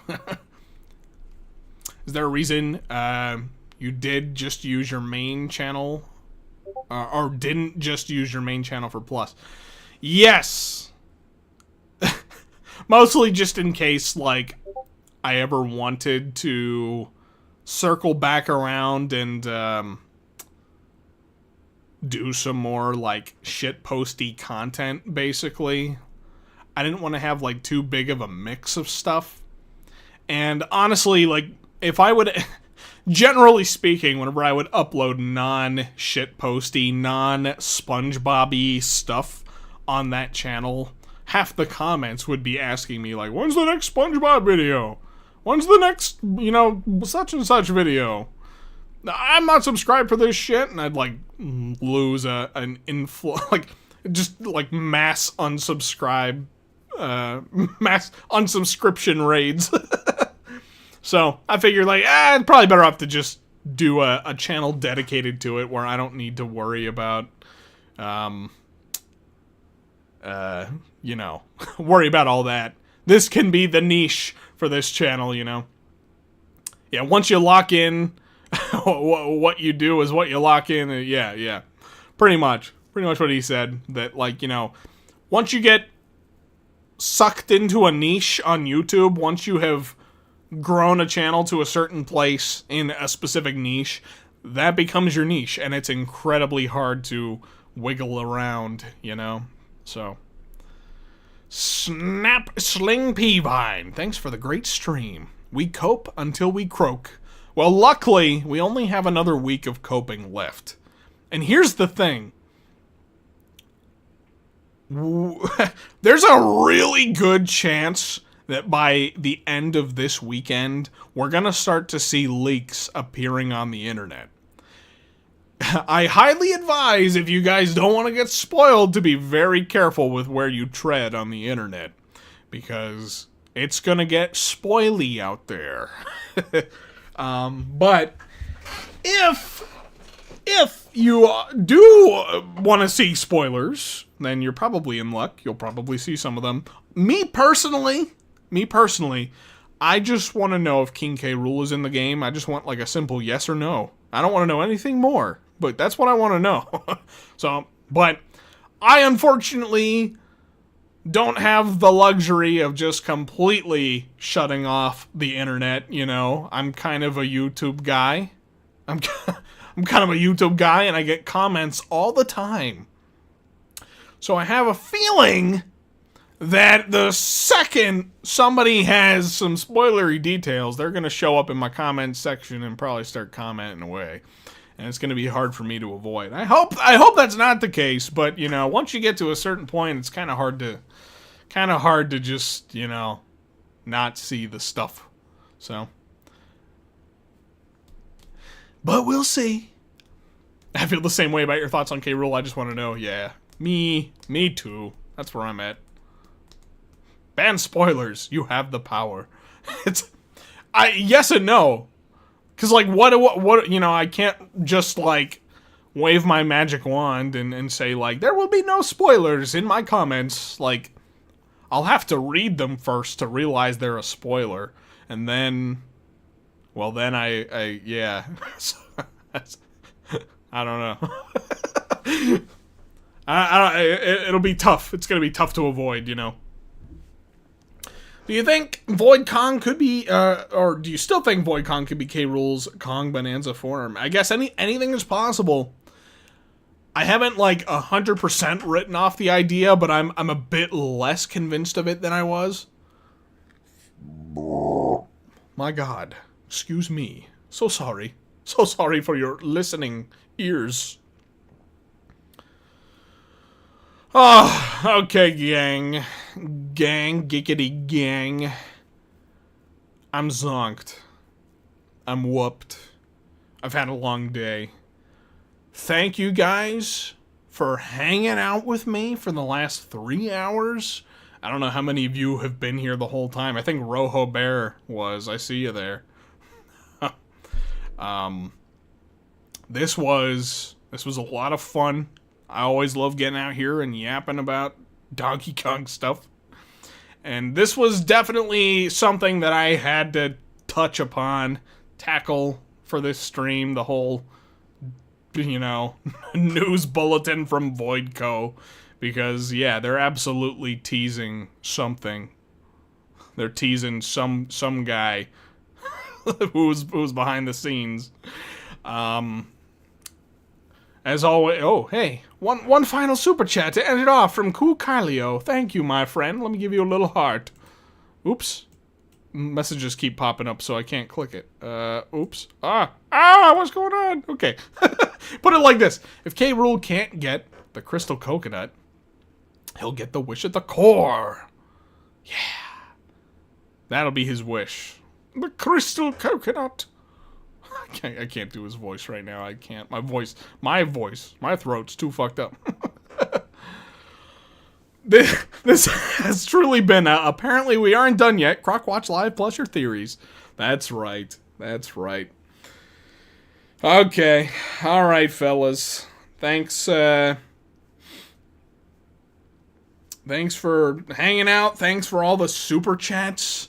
Very, very generous today, all of you. I appreciate it so much. A very, very successful stream.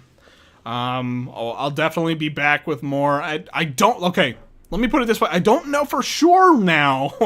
I don't know for sure if I'll work in another stream before Donkey Kong Bonanza at this point. It might just be Bonanza time the next time we meet up, guys. I don't know. Maybe. I don't know. We'll see. We'll see. Maybe I could stream Mario Kart or something. We can have like a group Mario Kart session again. You know? Because we haven't done that in a bit.